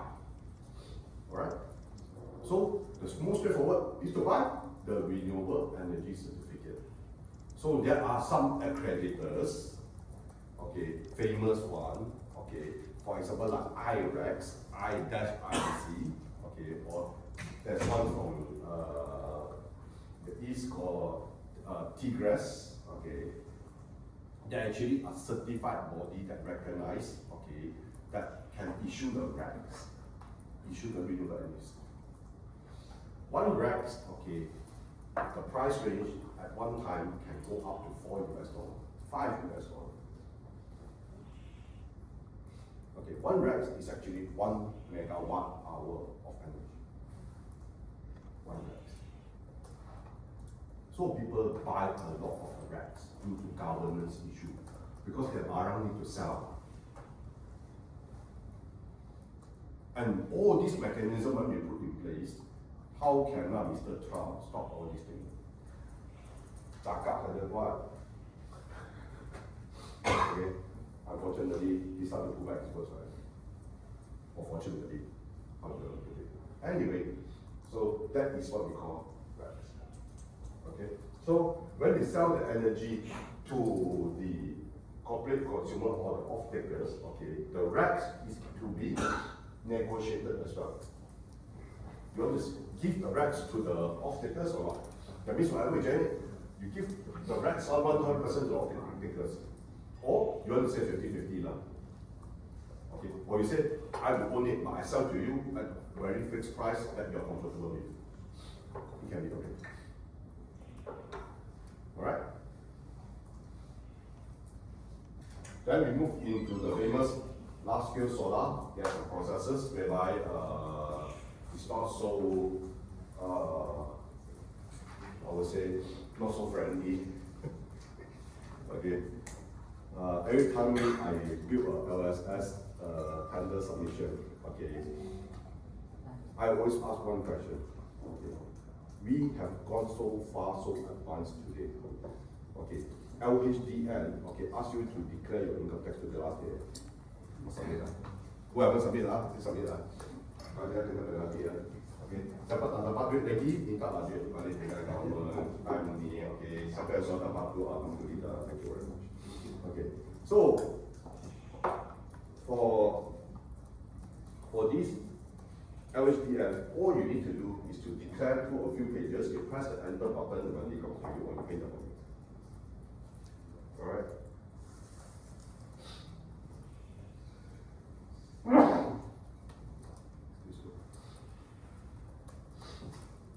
So, for the LSS, today, they still sell to you the RFP. Okay, one RFP is 3,000 ringgit. Overnight, they can sell 2,000 RFP. Okay, 2,000 RFP they can sell. Overnight, they become millionaire. Who sell it? It's by our Energy Commission right there. So you buy the RFP already, there is a list of documents and things you need to fulfill to submit the RFP. Okay, now, and this RFP, they need you to submit hard copy. You need to print it out, sign original copy and copy as CTC, okay, by COSAC, okay, or government officer level, okay, or personal super. Okay. So the process is they're going to pre-qualify evaluation, okay, to qualify all the people.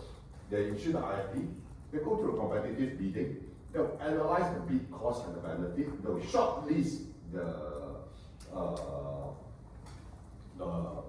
winners, okay, and they'll issue letter of award, okay, once all the commitment or the condition released inside the notification have been fulfilled, then they will actually then sign a power purchase agreement.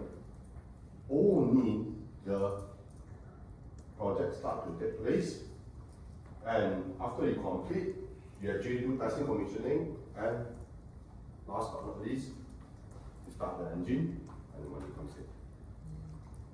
And the contract for this power purchase agreement, PPA, is actually, so we often heard people say PPA, what is that, PPA? Solar means like terminology, NEM, ST, self-core, okay, PPA, SPPA, okay, NES, what else has okay, PPA stands for power purchase agreement. Please. I read some articles recently, not quite some time on LSS 4 or 3 that those either having bid too low the cost, so that they actually, after even they get the award, they didn't start the commercial operation, they just abandon it. So it's not mistaken. So is that the bidding process might go wrong, or is it like just due to the external factor that unavoidable? I would say, yeah, what you say has absolutely truth. Okay, that okay, both conditions actually fulfills that. Number one, this LSS bidding program is the race to zero. Who wants to sell the energy the cheapest? You sell cheap, I give it to you. You sell cheaper, I give it to you. I take them out. You sell cheaper, so I'll choose. It's a race to zero. Okay. It's not a very healthy thing. Why? Because the cheaper you go, the least you can build for your plant, the quality also go up. Okay. Not to forget the PPA or the agreement is for 21 years. It's not 2.5 years. Whatever you build, you sustain, make sure you can sustain for the next 21 years. Okay. LSS 1, when they build the drain, concrete, got decoration, other bunga, the building, 2-story high, got building there. LSS 4, the building, okay, no way to be seen in the area, okay, letak metal deck, tutup sudah. No money to build, the drain, pakai cangkuk koyak, korek, okay, jadi drain cukup lah. That caused landslides, quality issue, engineering subtlety way, okay, now, okay. So, as the price go low, okay, so another thing is what happened in LSS 4 is actually the solar PV module pricing. Solar PV module covers close to, I would say, 50 to 70% range of the total capital expenditure to build solar farm. 60 to 70%. Okay. If you talk about a 2 megawatt solar farm at 8 million, okay, if you talk about 70%, you talk about 5.6 million come from the solar module alone. So when they want to go and bid for this, okay, now I bid. When I want to execute the project, okay, when I go through this particular process until the implementation, okay, it takes approximately 8 months time to 10 months time before I can reach here. Because nak cuba TMB lah, nak ada kick-off meeting dengan dia orang lah, kena submit drawing lah, okay, kena minta approval ni lah, tu lah, kan tunggu dia board meeting lah, okay, tak tahu board meeting dia bila lah, okay, kena call lah, kena kerja lah, okay. So what happened is, let me tell you, when they submit the time, at this point, okay, until here, it's close to 1 year, because when you submit, they need to evaluate, take 3 months to open up the boxes and start the award, right? Okay, actually more than a year. Take 1 year. Solar PV module pricing, okay, have 2 factors. It fluctuates due with foreign exchange, foreign currency. Okay, and also it's a commodity. Demand and supply. Okay, so when they go and bid, the PV module price given by supplier is here. Okay, when they want the bid, the PV module price is already here. When they want to build the farm, the price is on this ceiling, I can't show you. So, you are the banker. I come and talk to you. My capital to build this project is 100 million. My return is this much. My IRR is this much. Now, because of this, I come back to you and say, my price last time cannot already. Now like this, now like this, like that, like this, like that, like this. The banker look at me. Cannot borrow money to you like that. You can simply change the statement on.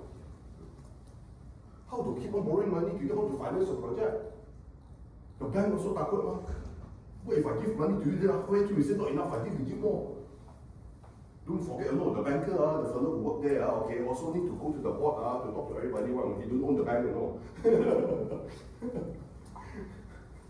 Okay, so can you just imagine how does these people in LSS4 want to achieve financial closure?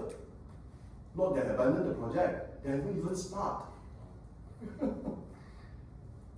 So they bring it up to ST and say, everybody talk to ST and say, Suraja and I can tell them, we have a problem. Can you help us out? How? Okay, how to increase the price? No way.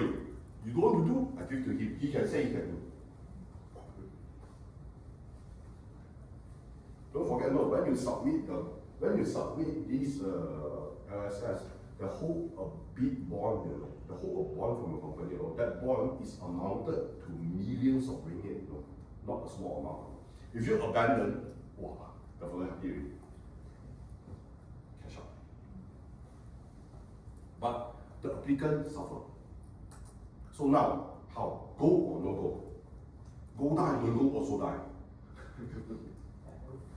So they come back and say, if that case, now mind, you cannot increase the price, never mind, can you give me more time to build my project or not? So as he said, I give you extra 6 months. Complete it. The fellow look at you, how to complete? I haven't even start. Okay.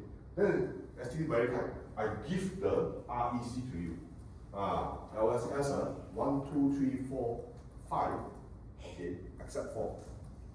Okay, the REC belongs to TNB. The developer cannot hold the REC.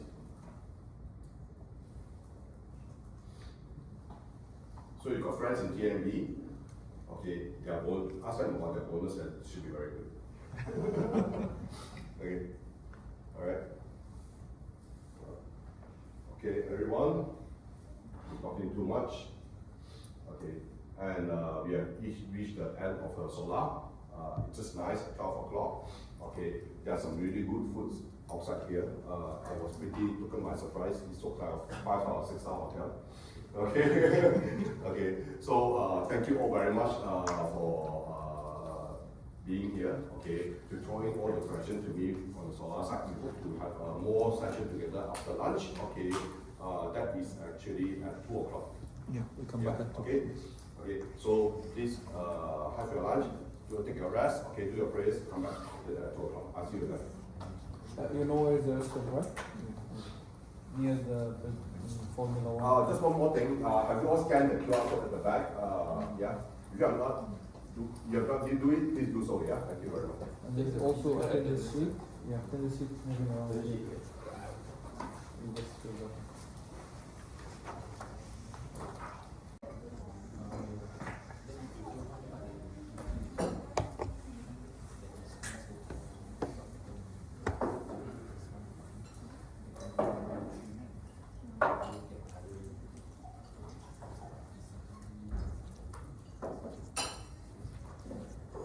Good afternoon, everyone. I think we all have a very good lunch. Hope you all have a very good lunch. Have a good lunch. The food is pretty tasty, yeah.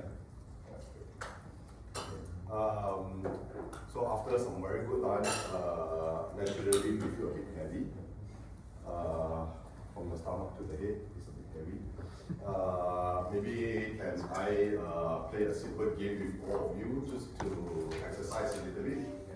Yeah, don't worry, I'm not jumping around, I'm not running around. Can I have everybody to stand up, please?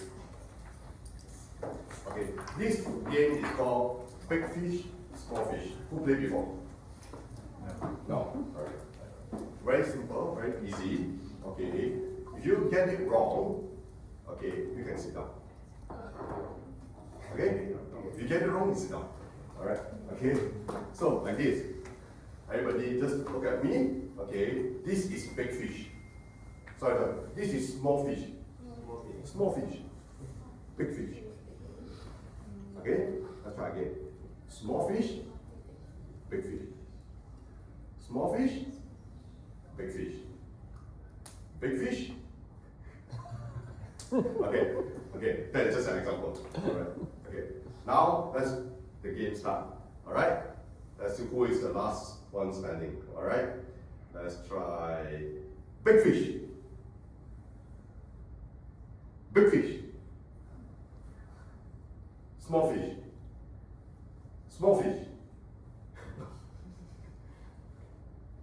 Big fish. Big fish. Small fish.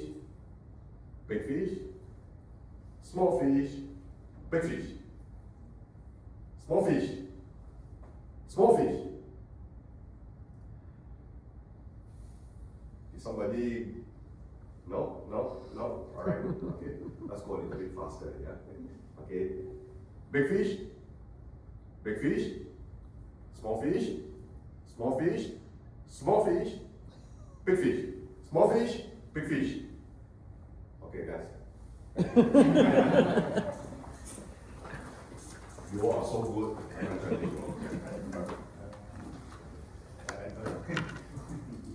When I play this game, I'm the first one to sit down. Okay. So, hope you all have a good exercise just now. Okay, with big fish, small fish. And let's jump into some chapters of the next version of renewable energy that one of the biggest topic that the world is talking about is about wind technology. Alright?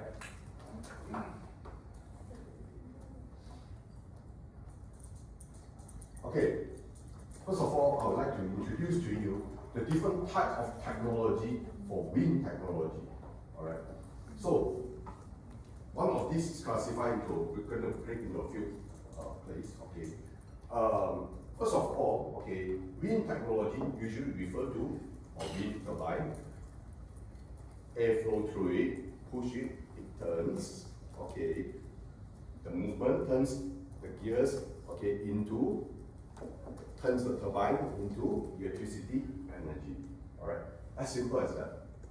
It started from the old days, from the old windmill, okay, in a place called Netherlands, okay, whereby we actually use wind technology. It's been a very, very old technology, alright.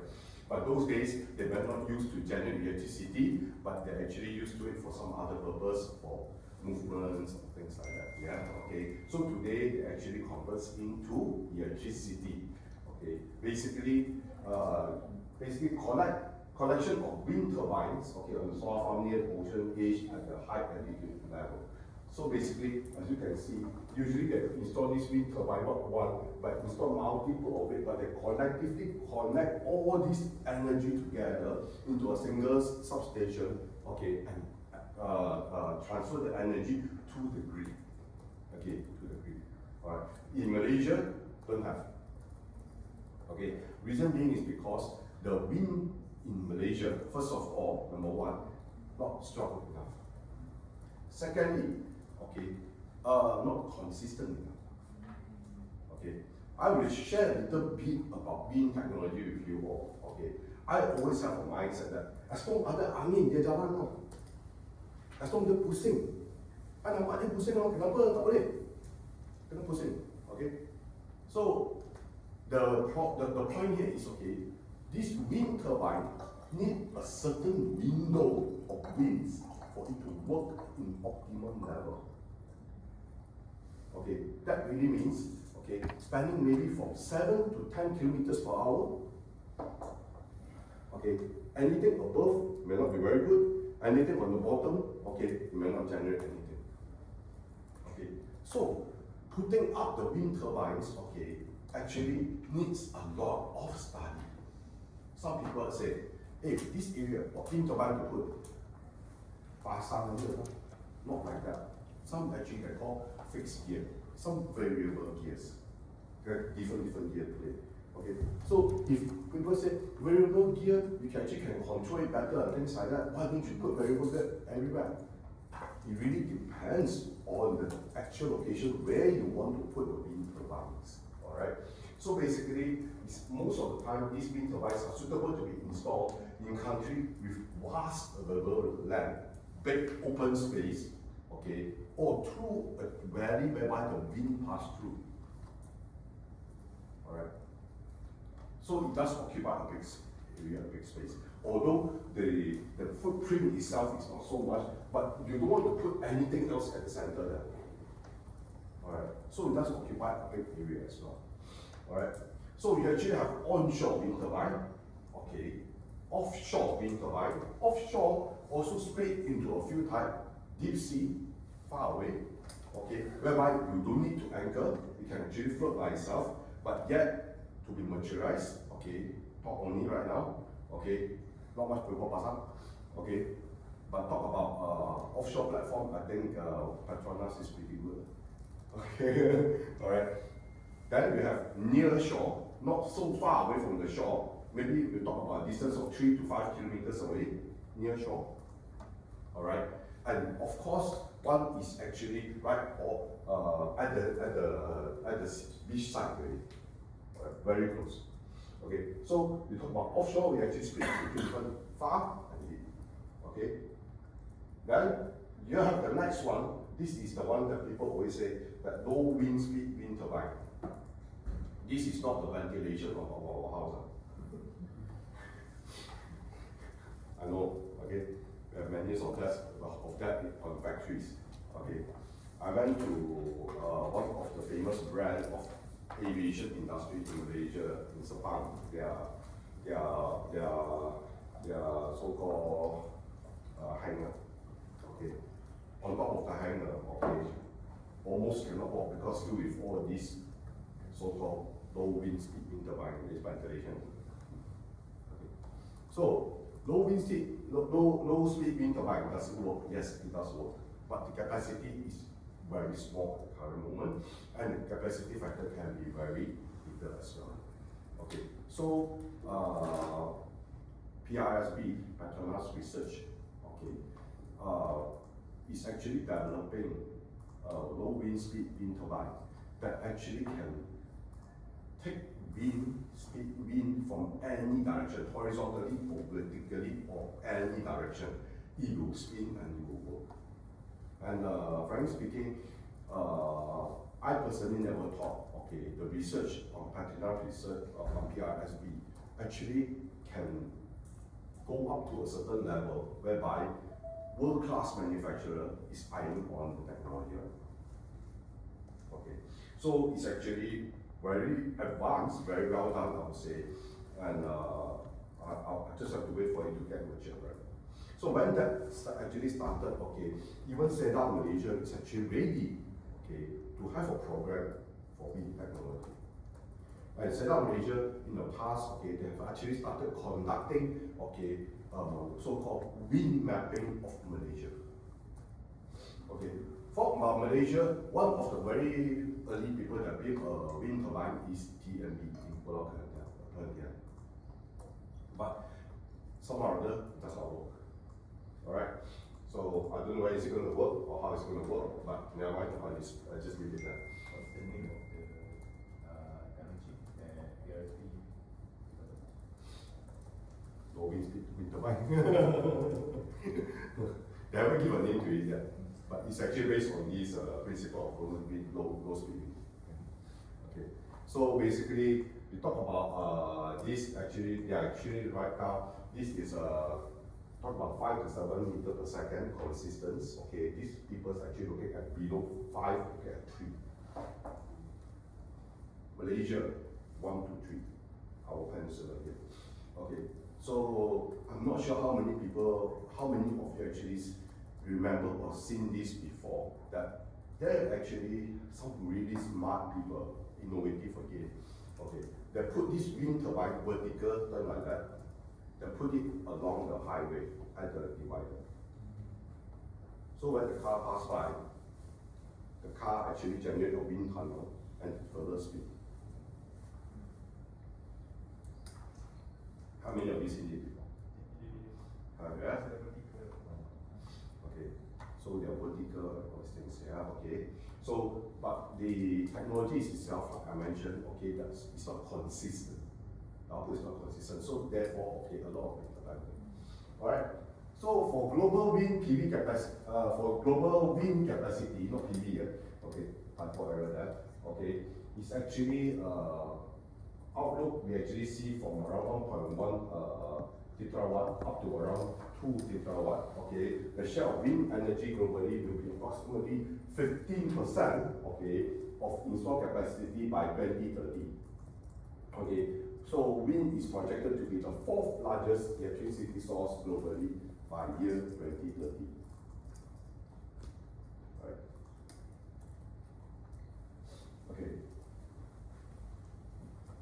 So some autonomy of the wind turbine. This is a conventional one. I don't want to talk about the vertical one that actually swings like that. All right.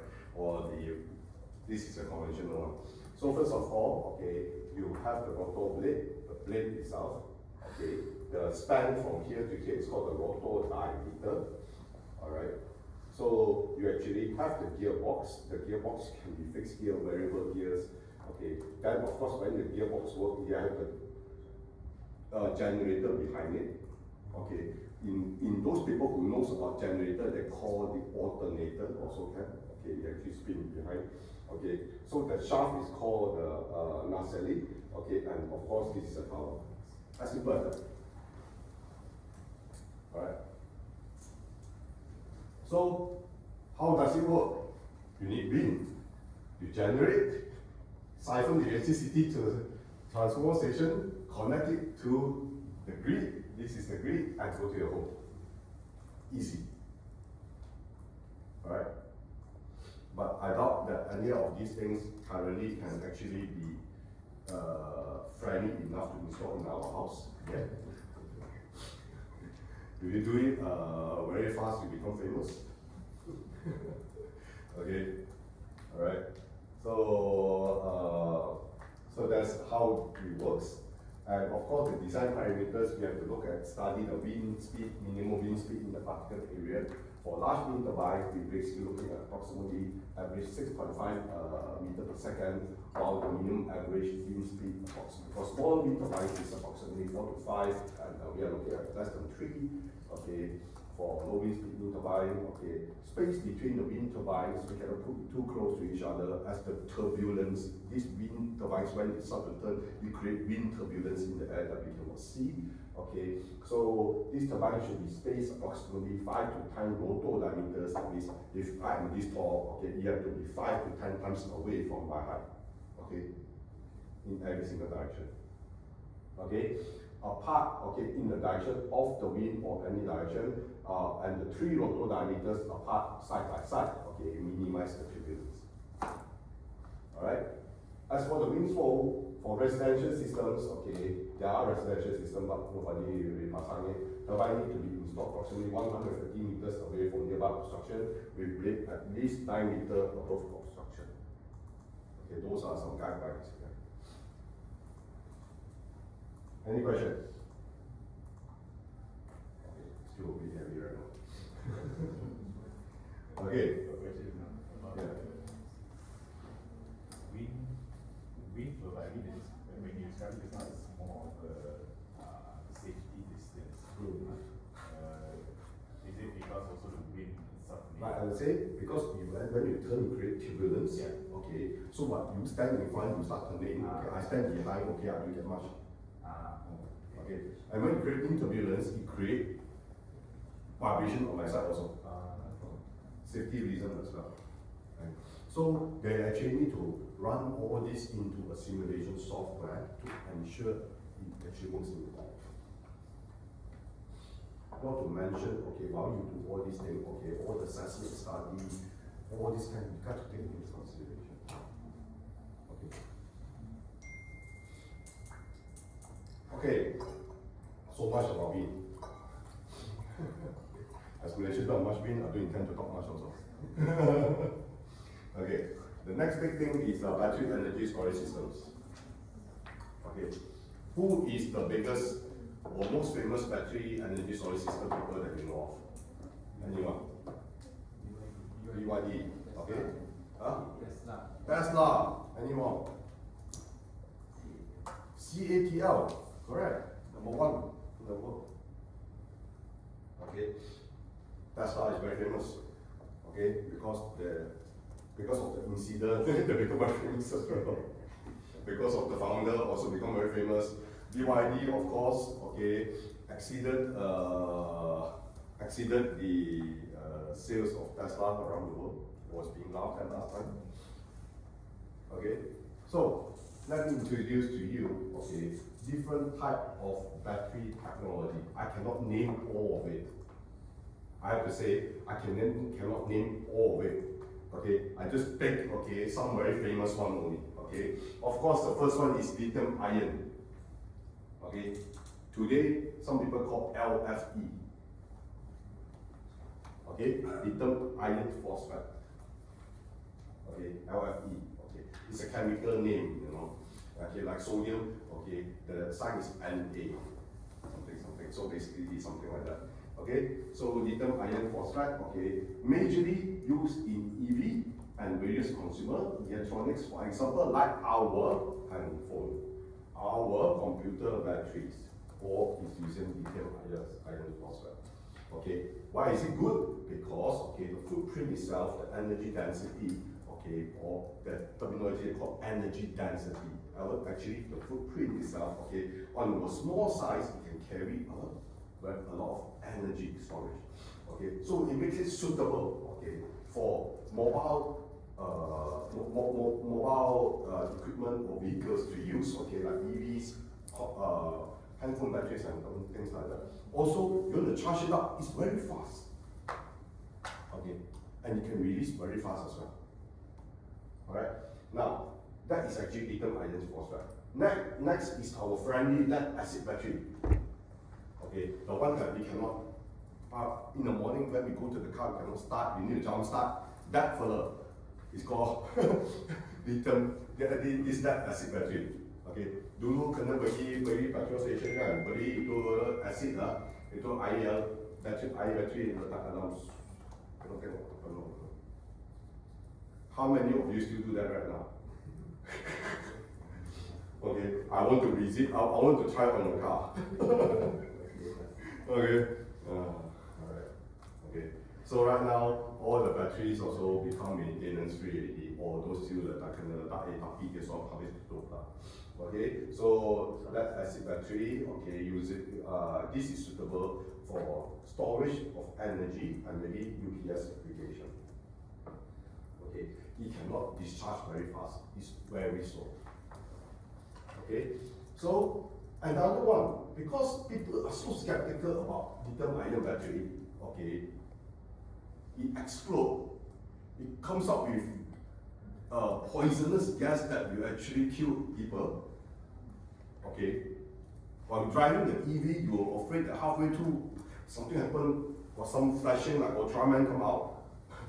Okay, you're so scared.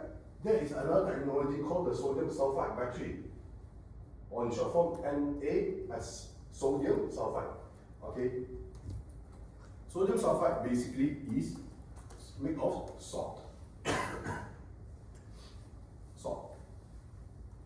Okay, this type of battery will never explode. Okay, Petronas, okay, who is on the upstream? You guys are on the upstream.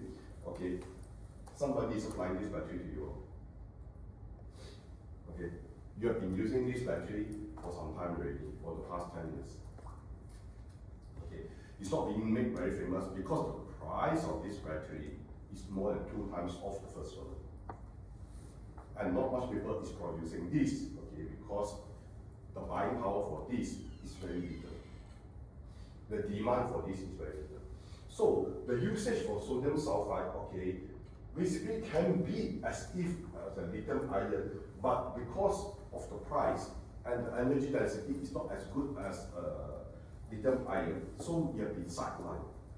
But in places whereby, for example, oil and gas, okay, in the production side, okay, in the process areas, whereby you need absolutely safe environment, this is the one to go.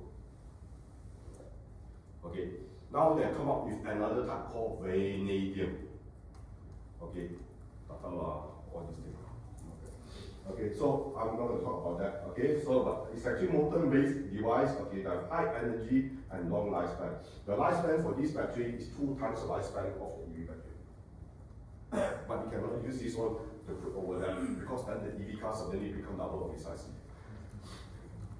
Okay, dapatlah kereta besar, tapi sangat berat. Okay, so then the next one is called a flow battery. Flow battery basically is where the electrolyte flows through, okay, one or more electrochemical cell, okay, to make things work. Okay, so basically there are actually chemical flowing inside the batteries, okay, to generate electricity, okay, to store it. So when you charge it, the chemical start to works. Okay, so this is very good for backup and emergency. And okay, this is something else. Okay, it's called a zinc bromine. Okay, zinc type battery. Okay, where they actually use zinc metal and bromine to produce electric current. Okay, using an electrolyte. Basically, it's very similar, but this is the least famous out of all of it. So not much people talk about this. Usually used in very, very big plants whereby storage is important. Okay, but you talk about explosion proof, whether it explode or not, the thermal run away and like lithium ion or not, okay, it has the tendency to, but it's not as good as sodium sulfide. Alright. Then the outlook for battery in year 2030, we talk about global battery outlook, okay, it actually pretty high demand. Actually, in year 2025, okay, we talk about around 95 gigawatt. And year 2030, okay, the demand of battery we see is actually around 223 gigawatt, which I believe will actually go beyond that. Will go beyond that. Okay, if some smart people doesn't come up with hydrogen car. Okay, if some smart people doesn't come up with biofuel, okay, because when all these things start to come out, EV is going to be a dinosaur.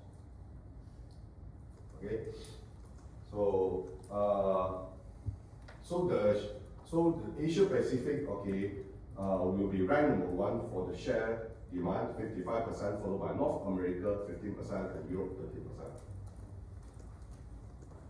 Okay, just to share with you for lithium-ion battery, LFE, okay, because of the safety reason, okay, people have come up with a lot of innovation to make it more and more safe. Okay, number 1, it comes in a cabin, in a container. Like from Westport, you drag the container out, it looks exactly like that, you know. Okay, but this thing is just a lot more heavier. One cabin, the weight of one battery cabin, okay, is approximately 40 to 50 pounds. Yeah. So whoever who is good in civil engineering or like all these things, the concrete platform, okay, got to take that kind of weight. Okay. Similarly, you got to build a concrete platform as if an aeroplane, okay, going to land on the runway, boom. Okay. The runway for KLIA, okay, is grade 50.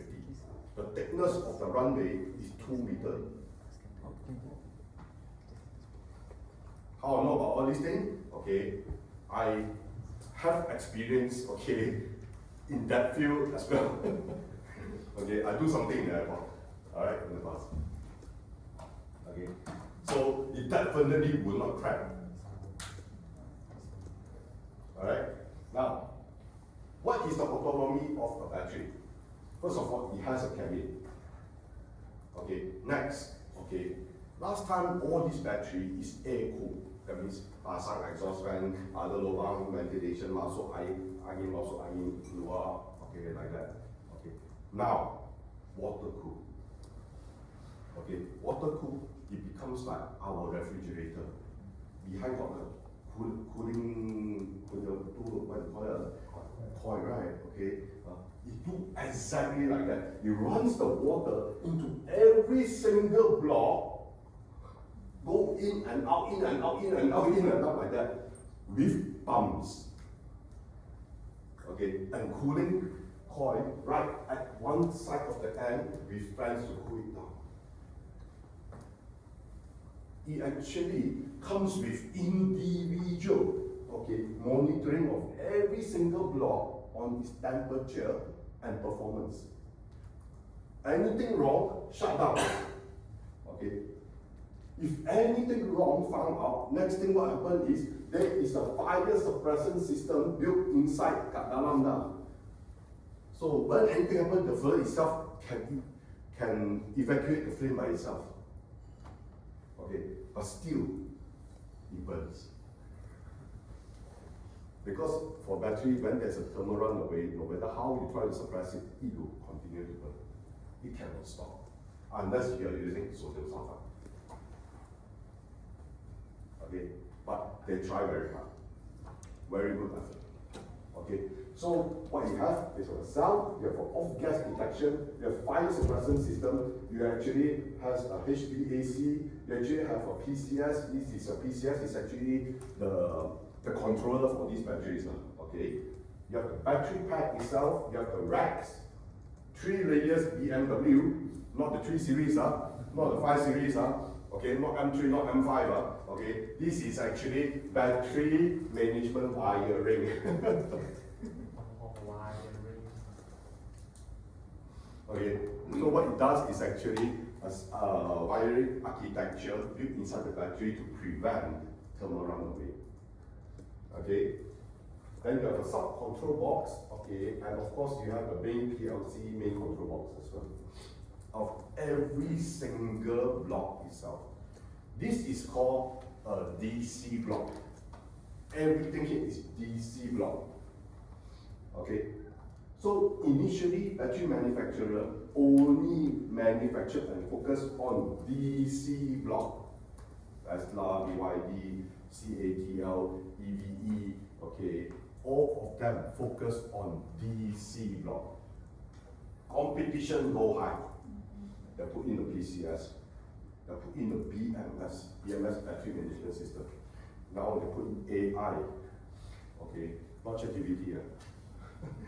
Okay, but who knows, right? Okay, so they put everything. Now what they do, they put in the transformer. They put in the switch, AC switch board. They make this whole entire thing become a AC block. So when you buy, you can just take the cable and pasang terus. Each of everything. This thing from DC block to AC block, the transition is less than 1 year. Because There are so many good AC block players.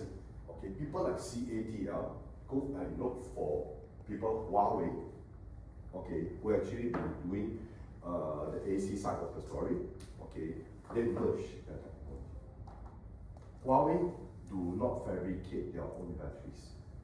They buy the batteries from people like BYD, from people like CATL and BBD, because they realize I am not good enough to run the production on this.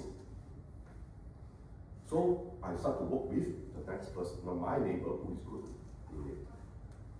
While I provide them things that they don't have, we start to leverage on each other advantages. Alright? So this is what people do, okay, and that's how fast they can move. And of course, who knows later on who buy who's right? Okay. You know, okay, I'm so big, you are small. After some time, I buy it. Okay? So that is now AC block already. Okay.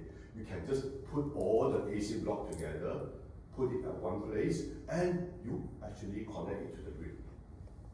Okay. What local actually has done, our government, to support this, they actually launched an RFP similar to LSS. They call STBESS. Okay. So there is RFP going on. Okay. Hopefully we did participate from the direct side. Hopefully we get a bit of it. Okay. It's going to be a 400 megawatt hour battery systems. Okay. 100 megawatt battery, 400 megawatt hour storage. All right. Now, how does it work? Simple. Okay. First of all, 4 main applications for storage. One, hybrid microgrid or isolated site. Next, okay, grid support. Third, behind the meter energy management. Okay. Fourth, renewable energy production management. Okay. So each of these, I try not to drown too much on this terminology. Okay, but you just have these 4 applications. You just can imagine one of such application is such I got a battery at home. When I'm not using, I charge it. When I need to use, I discharge it. Okay? Or in some factories whereby they pay the TMB bill, okay, there is something beside the tariff they use, there is another one they call maximum demand.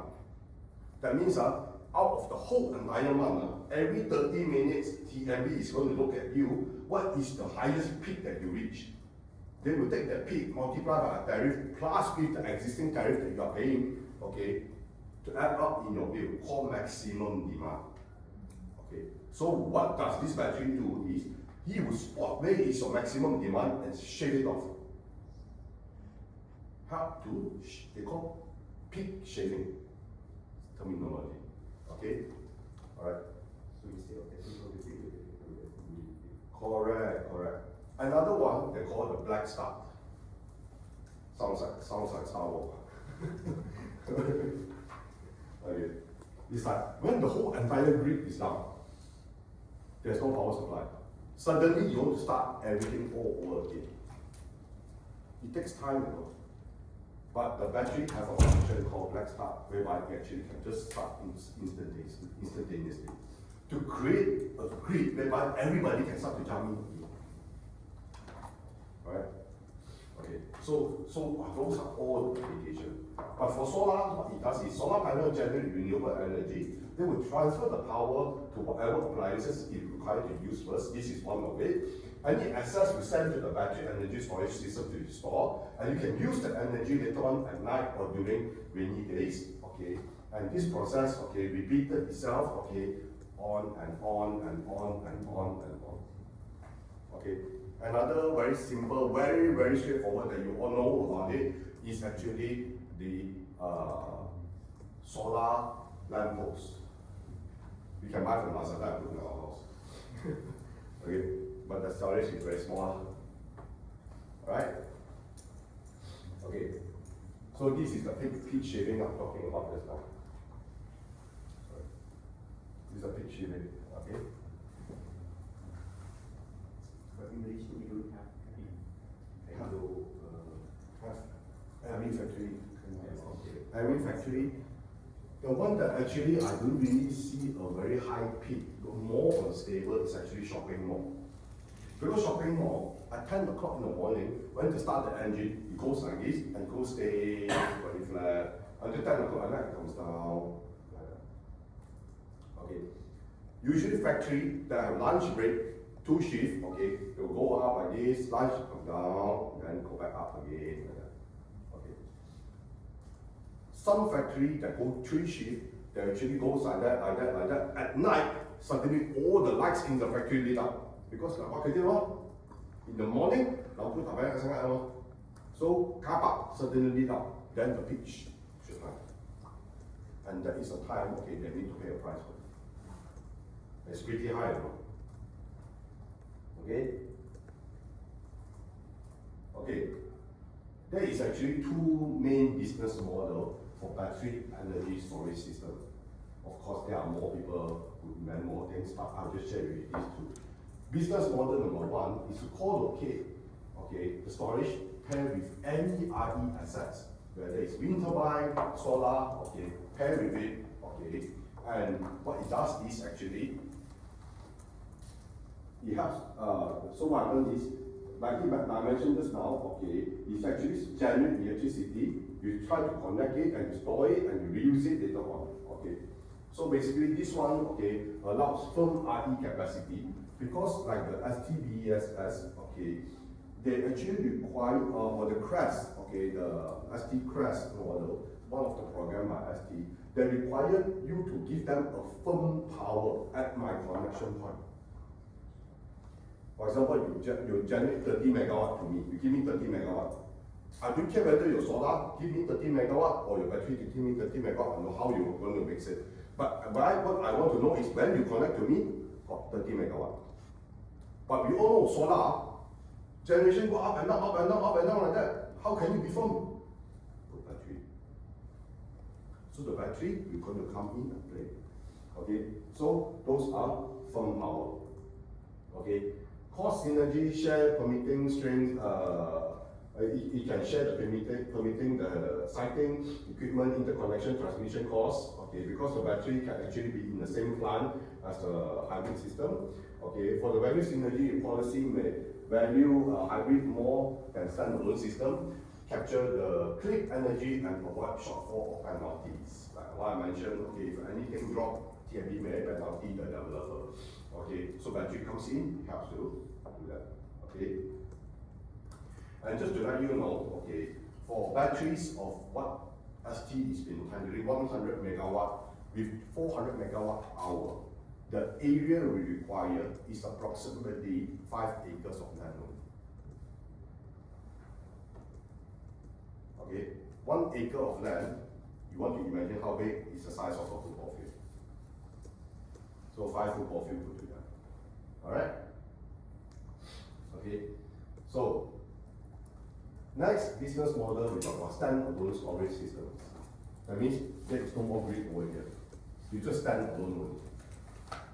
Okay, so you can sell it. Okay, whatever you generate, you keep it. Okay, then you actually use it for you can store it and you can sell it directly the energy to populated area and new load centers, whatever you want. Okay, so typical involved in multiple revenue streams with strong upside potential, ability to create virtual hybrid power plant. Okay, so far in Malaysia, this has not been regulated yet. You can actually build willing buyer, willing seller. Okay, but for solar side, some or other government do control it. They don't allow you to build solar and not with any program. Even for self-consumption, they come up with a guideline. Okay, that you have to build. Now the new self-consumption guideline actually come with energy storage already, so it's not to accommodate these things already. Okay, but it's not standalone. Standalone really means there is no grid. I self-sustain already. Okay. Sorry, so meaning that the government doesn't allow us to be self-sustained. With solar and all these things, currently there is no program to it yet. Like for example, in Sarawak, when they do the SARA program, they allow all these things. You design, you put in the genset, you put in the batteries, you put in the solar, as long as you can self-sustain and power the long houses in that particular area. Go ahead and do it. And they pay you money for it. You're going to hit the degree. Yes. It's so you touch the grid right now, even in Peninsula, you want to put up solar with batteries, okay? You want to self-sustain, okay? So far, there is no guideline, no regulation. You cannot get a license for it. There's no license for it. You can build up, you use up. Okay? But when they come start to jump on you and they come to you, then you know you have a lot of uncertainties. Okay? And people, investors don't like to deal with uncertainties. Alright? Okay. What's an example of a company or place that uses the standard model? That's the question.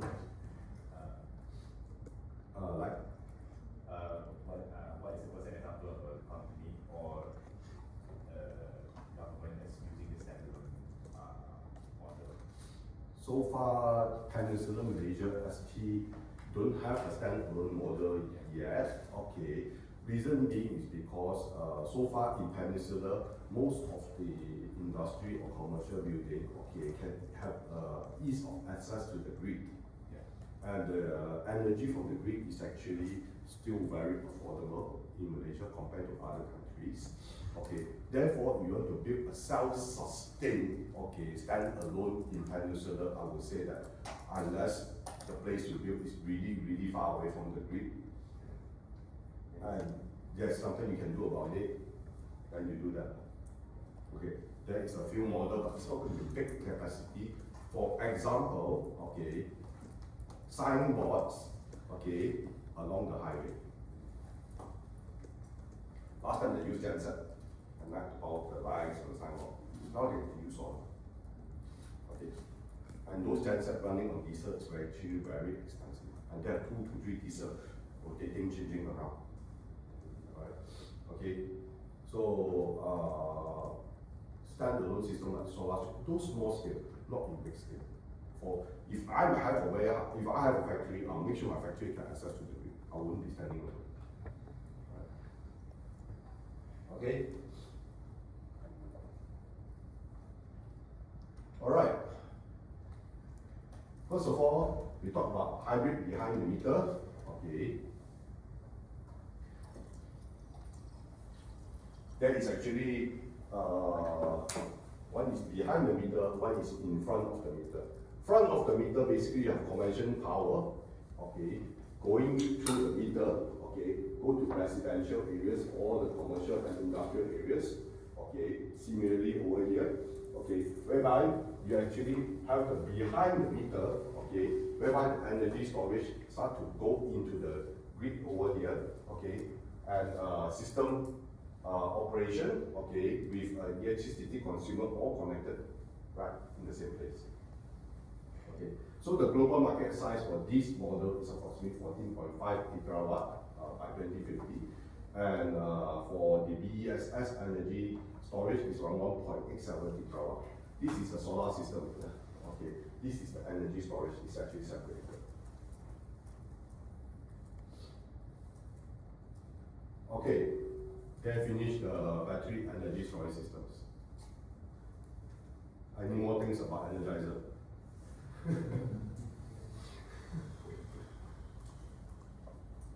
Okay. Both any models will require FDM and FPGM. Like I mentioned, these are the 2 main models. Okay, you can create more.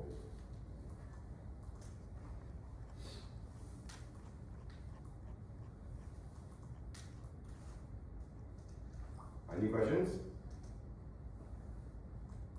Okay, if no, then we talk about financing for RE business. Alright. So first of all, for financing, you actually have project financing and corporate financing. Okay. For project financing, okay, you actually do it for borrower, it's actually for special purpose project, okay, or SPC, or some people call SPV, okay, or corporate financing the company. Purpose to finance large, long-term infrastructure project with stable contracted cash flow, For corporate financing, general financing to support capex, expansion, optimizing capital structure. Okay, for project financing, we talk about 70 to 90% equity, okay, of the project cost, okay, to strengthen the project contracted cash flow. For example, like LSS, okay, we go for project financing, all right, specific for the project. If the project amount is 400 million, okay, you try to get 70 to 90% of it for project financing, all right. So that means you come up with 10. If it is 400 million, you pay 40 million, or 20%, 80 million. Okay, balance, you borrow from the bank. Of course, the bank will impose an interest for the 80%, but the project you pay by itself, because when you generate the energy yourself, the revenue that you generated, you'll be able to serve the installment by itself already. Then they will come with innovative financing models, okay, including bridging loans, sukuk, and well, there goes the rest of it. Okay, so security for the percentage of a company, a series of debt that makes up around 40 to 60% of the company back sheet, okay, value subject to short-term cash flow strength and ratings. Okay, this is very much like I provide you a credit line 500 million. I provide you a credit line 300 million. Okay, you use that. After you use, you pay the interest. You finish, then you have to pay back. Okay, so security lender for project financing is actually non-limited recourse. Okay, no recourse. Okay, of the sponsor. Okay, lenders rely on repayment from project cash flow. I mentioned you pay by itself.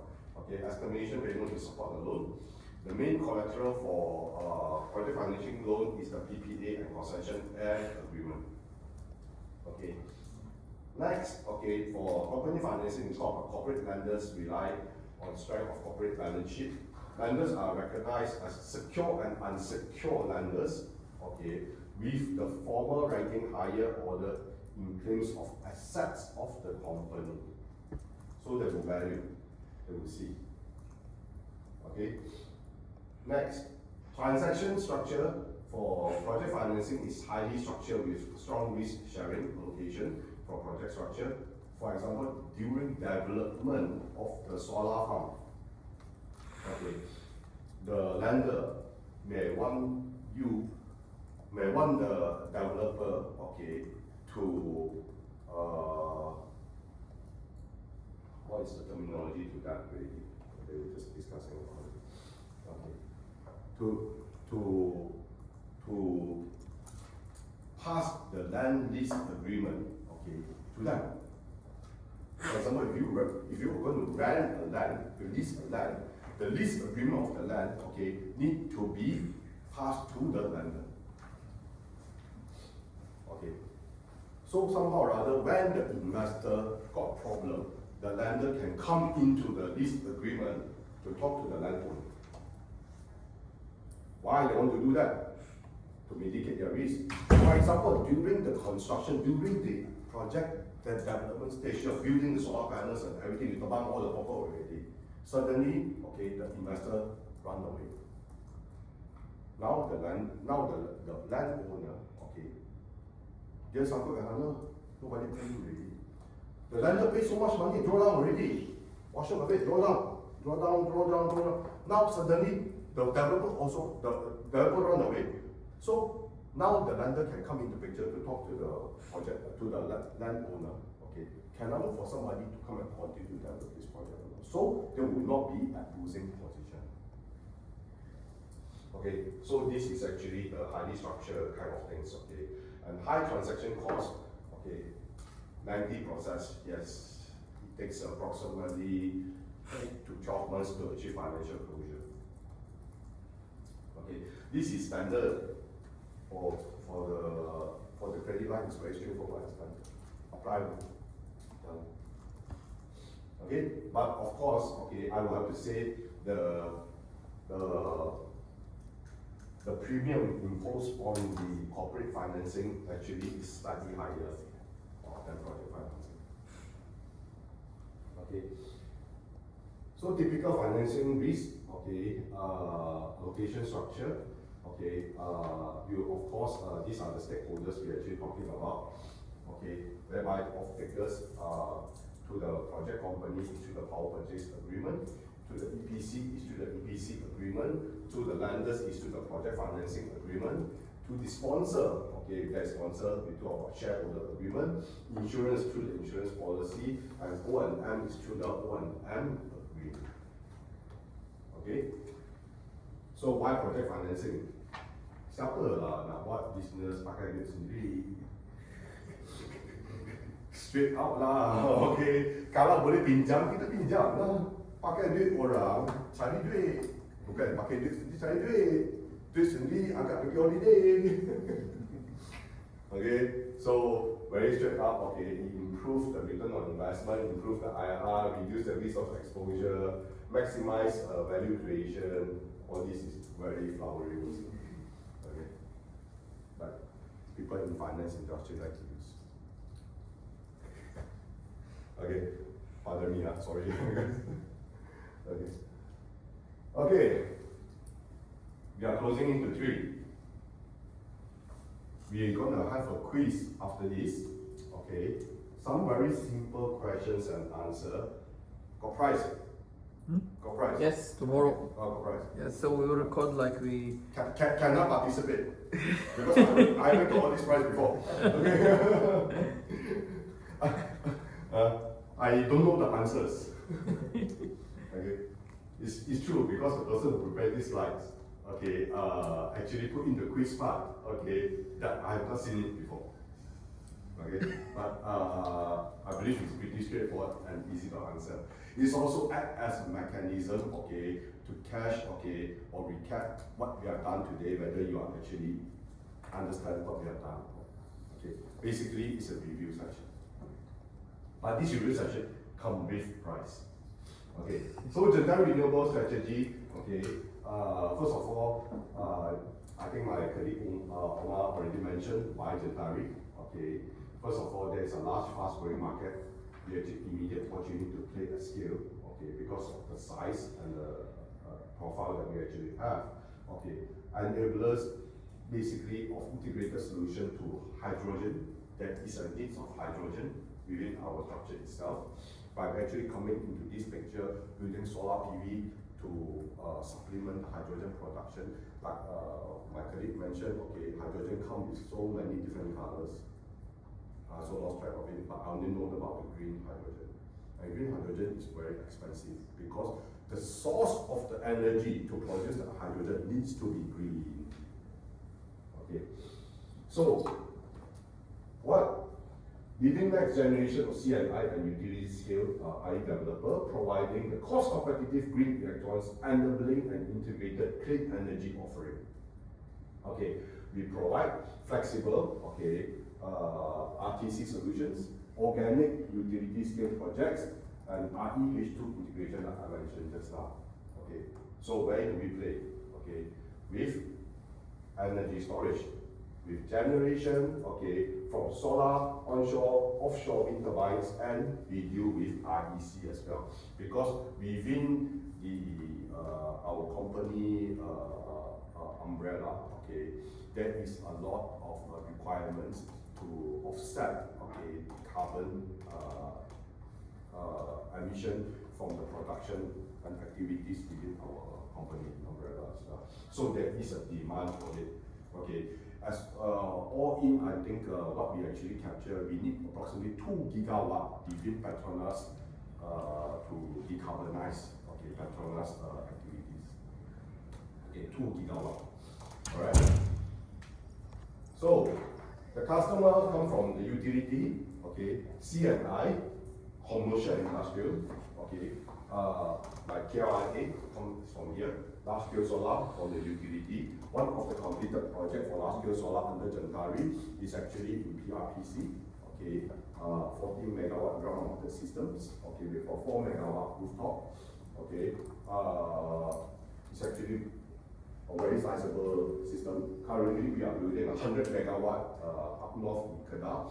Okay, scheduled to COD sometimes in 2027. Okay. We are also looking into the green hydrogen. We can talk to my colleague tomorrow. Okay, ask them more questions on the hydrogen part and the green mobility part. Okay, usually people look at Gentari, they thought I'm doing EV and all the chargers only. I said no, I do solar. I said I don't want because the green mobility boys are so handsome. They got more hair than me. Okay, then of course Petronas groups ourselves, even SKA, MLNG. Okay, we are to build SKA approximately 1.5 megawatt on the currently renovating building. Okay, on the car park. Okay, MLNG is a big one. Okay, we are talking to PGV. Okay. PTV currently doing 600 petrol stations. Okay. Countries interested in Malaysia, India, Australia, this one, Taiwan.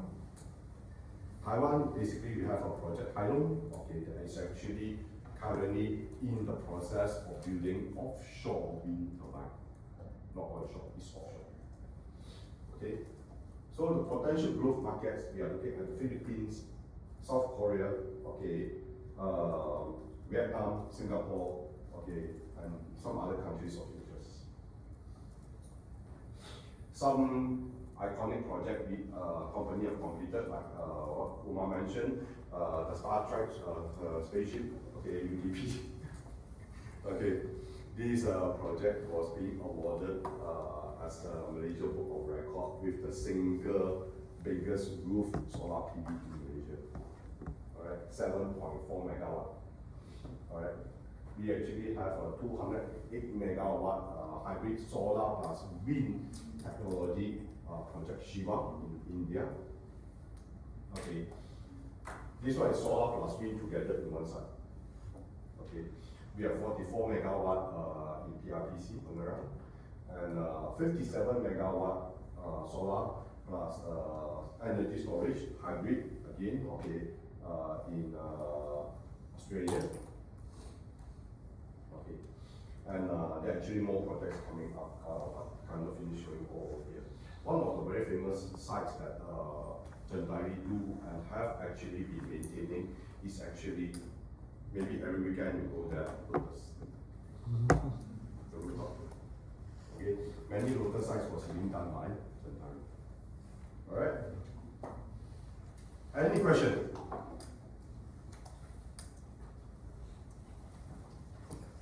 If no question, I'll ask you.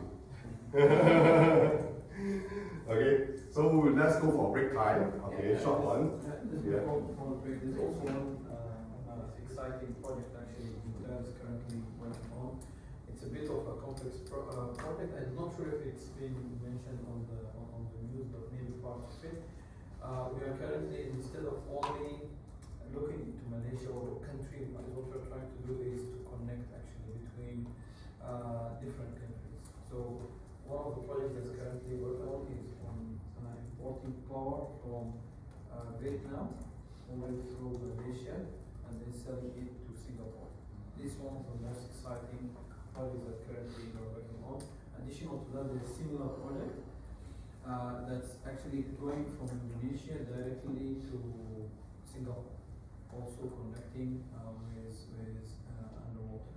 Why we are working on such projects? Renewable energy, as Adam was explaining, it's somehow commoditized and to some extent simple project to do. But in Petronas and in general, one of the skills that we have is actually building complex projects, very complex project around the world. And we want to transfer this type of skills into the renewable energy sector. Hence come this type of projects. Like in Vietnam, there is a floating onshore wind, part of it, onshore wind, solar. Then you have under subsea cable that you need to connect between Vietnam and northern part of Malaysia. And then you have to upgrade your grid in Malaysia and move it to from Johor to Singapore, to sell to Singapore so you could decarbonize there. On the same time, using that part of energy coming from Vietnam to actually decarbonize part of the facilities that we have in Petronas as overall. This is one of the very unique projects, I would say, in the region, but something that we are working on in order to enable this what we call Asian Power Grid, or APGM, I think, to be one of the projects within this. It's very unique, and we are working on that currently. One of the things that's the issues with expanding or scaling renewables in generally is that the grid is very stiff, for example, or not very flexible, cannot accommodate a lot of green energy, and then the renewable itself or the renewable resources is spread around the region separately. So as you heard, we don't have wind here in Malaysia, but we have wind in Vietnam, which is nearby, for example. We have wind in Indonesia. So this collaboration between the different countries will help you reduce the overall cost of the system, the electricity system, and accordingly have the EE there, the affordability part, to be part of the clean energy play as well. So these are some of the projects that we're currently working on and trying to explore. Yes. Just talking about this ASEAN Power Grid, so overall can see that the grid is the next business opportunity, but I think currently for Malaysia only TNB has the custodian for the grid network, right? So like Gentari didn't manage to get this so-called. I think traditionally, TNB is actually this business, for a pretty long time. While Petronas actually focuses more on oil and gas side. So having custodians on the grid, the backbone, the 500 kV and 275 kV is definitely on TNB. It's something to think about, like for example, Petronas also have some sort of a custodianship over the Gas pipe. So it's thinking about it on both ways. TNB, over the grid, and I think this is part of the S part there, which is security. So you have the DLC that's focusing mainly on managing the grid. Moving forward, as the electricity market evolve, will they open up? That's a question mark. To supplement on that, this project is currently still a very early stage. Basically Singapore being the center of the region, they are buying almost every green electrons they need into their country. So along the way, we get benefits of it. But like what my colleague Umar mentioned, basically it's more harmony, across the regions, across countries, because you actually see imbalance of energy density across these countries. Vietnam already hit what we call the curtailment, whereby too much energy nobody use. Until they tell you to shut down your plant, they tell you to cut off your capacity and things like that. Similar down to Australia. I know this is a joke. Some people think it's a joke, but it's not. It's a fact. They are trying to pull a subsea cable from Australia all the way to Singapore. It's true. It's true. Yeah.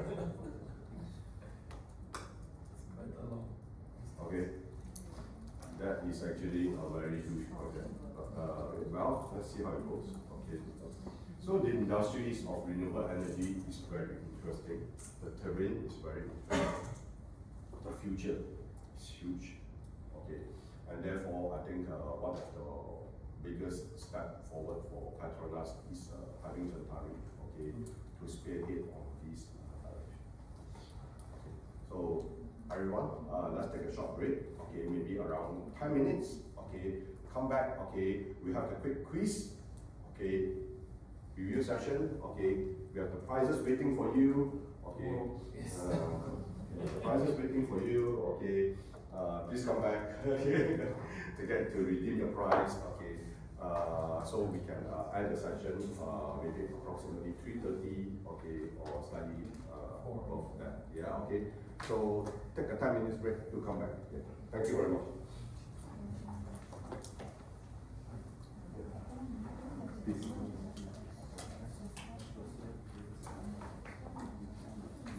Yes.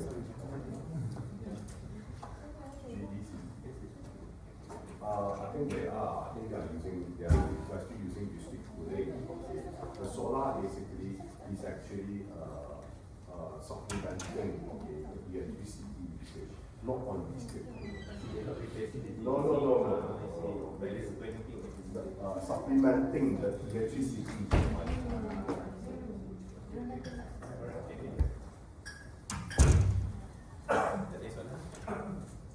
Any question? It's okay? I'm here.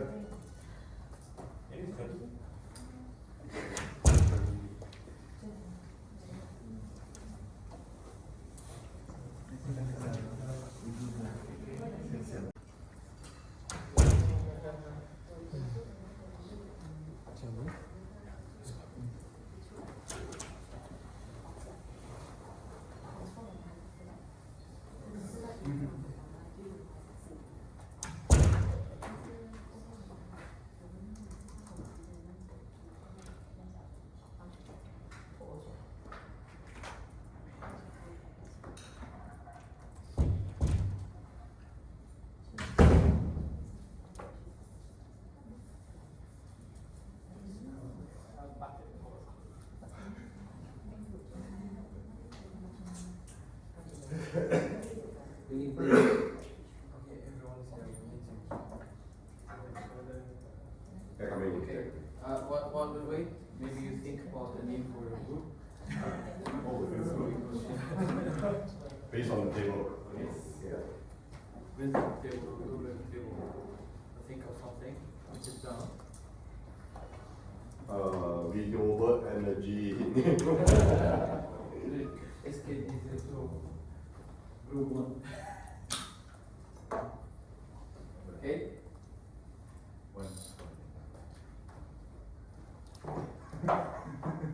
Agreed?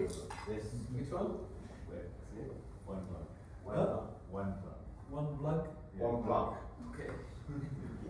Because he saw the socket. Just one. So one plug.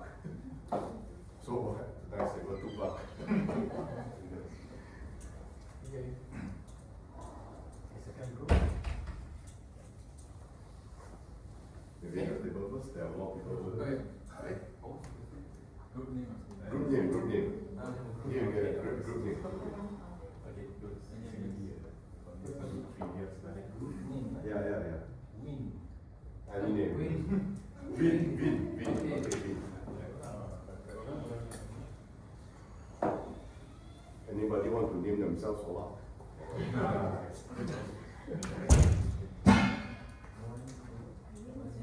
Solar. That's only Gen Win, but W-I-N only, not the T.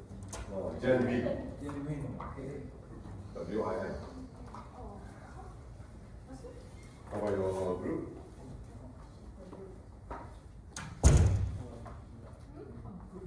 So, Sunshine. nice. We need a lot of names. So how about your group? Johnny. Okay, Okay, that's all right.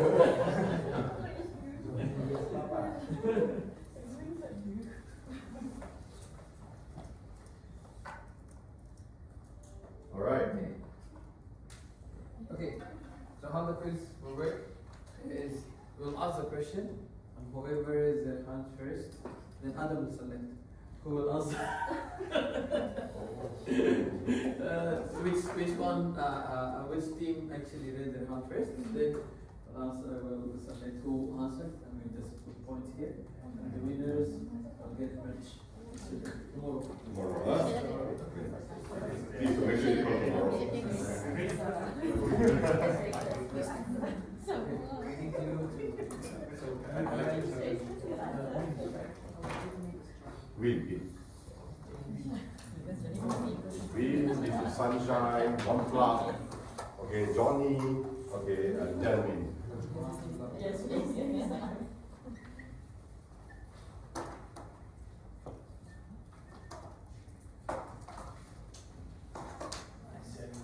Johnny, okay, you have. Johnny is there already. Next. Because his name is Johnny.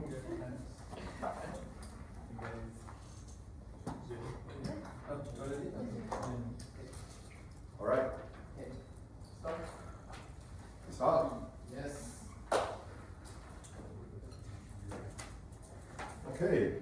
Oops. Ooh. Ready? Okay. Raise your hand, yeah?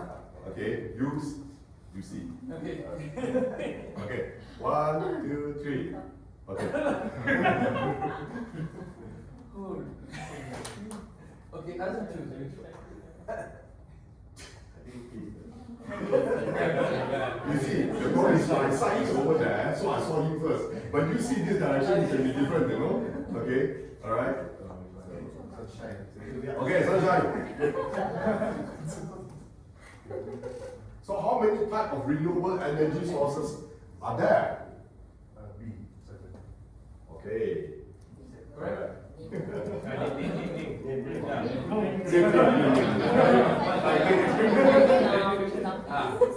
Next question. You got solar, wind, biogas, biomass, hydro, geothermal, yeah, ocean, but we are not into that. Okay? Nuclear is not the renewable. No. It's actually in the slides. Number 7. What is number 7? Wind. Wind. Yeah, right. Yeah. Alright. Okay, pass that. Okay, question number 2. Hold on. Yeah. Which of these tech I saw that. I saw that very fast. I haven't finished even reading. Which of this technology are expected to have the highest growth by 2030? Okay, genuine. I think it's battery. This one was 7. Solar. Alright. Solar. Okay? Yeah, correct. Solar.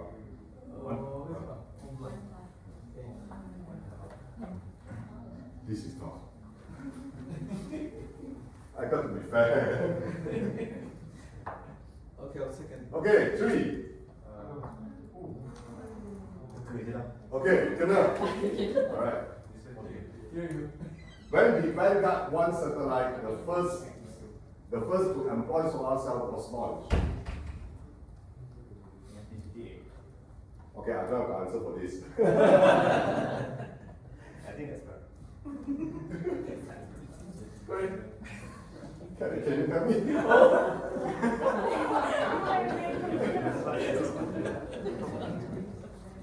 Okay, one thing for very sure, it's not going to be 1998. Yeah. Alright? You can divide that by 2 is already right. 1957, I think it's a bit, I don't know.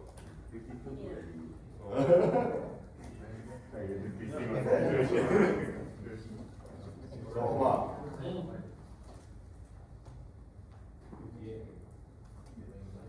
Is it 1958? If it's not, don't tell me the answer, okay? 1958, yeah? Yes, 1958. Okay, alright.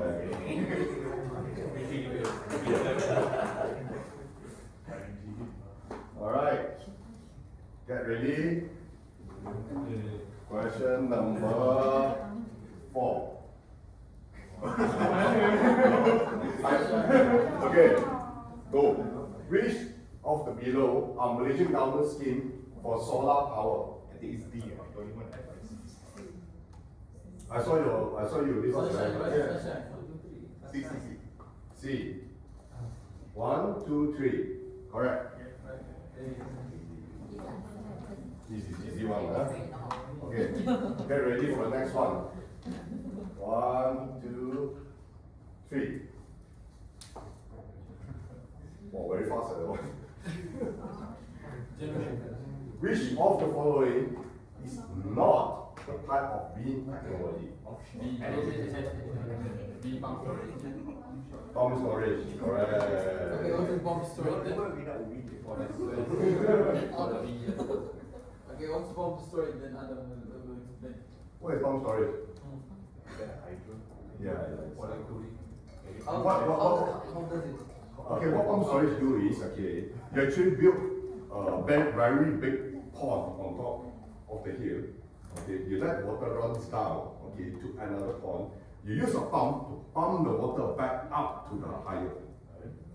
Okay, that is called pump storage. Okay, all right.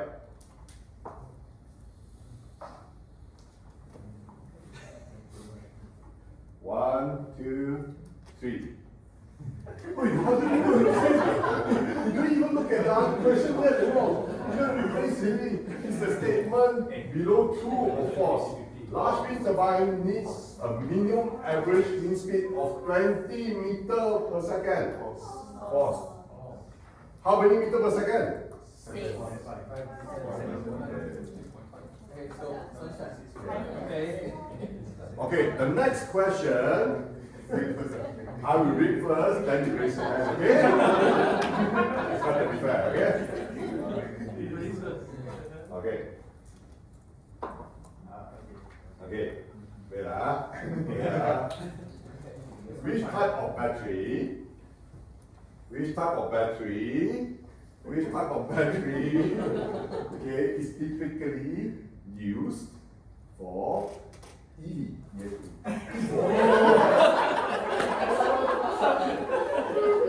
You choose. Okay, one more time. Okay. Which type of battery is typically used for EV? Okay, this. Okay. Johnny. Johnny.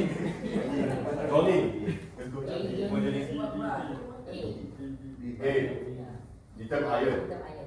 Okay, correct.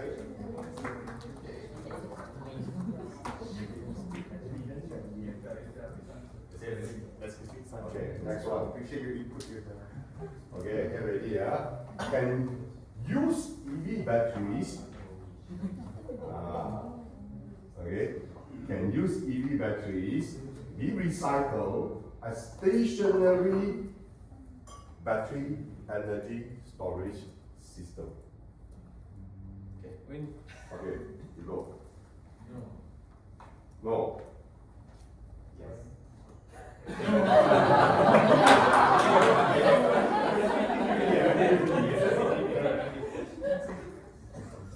What's the answer? Yes, it can be repurposed, it can be recycled.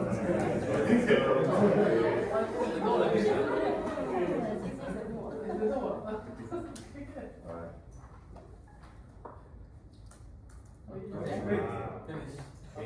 Okay.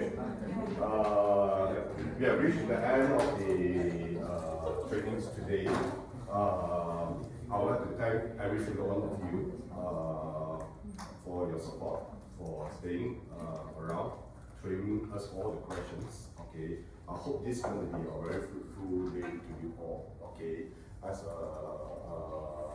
short session, okay, but rather compact, okay, on the different type of renewable energy technology, definitely RE sectors, okay, from solar, PV, to wind, to battery energy storage systems.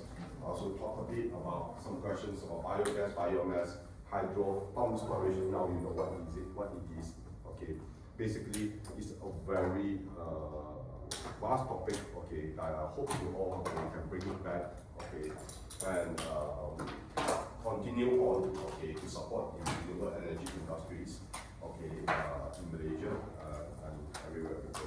So thank you all very much. Okay, I would love to take this opportunity to apologize to you all should there be any shortcoming for myself or my colleague. Okay, once again, thank you all very much. Thank you. And one more little thing, can I have a group photo with all of you? Right.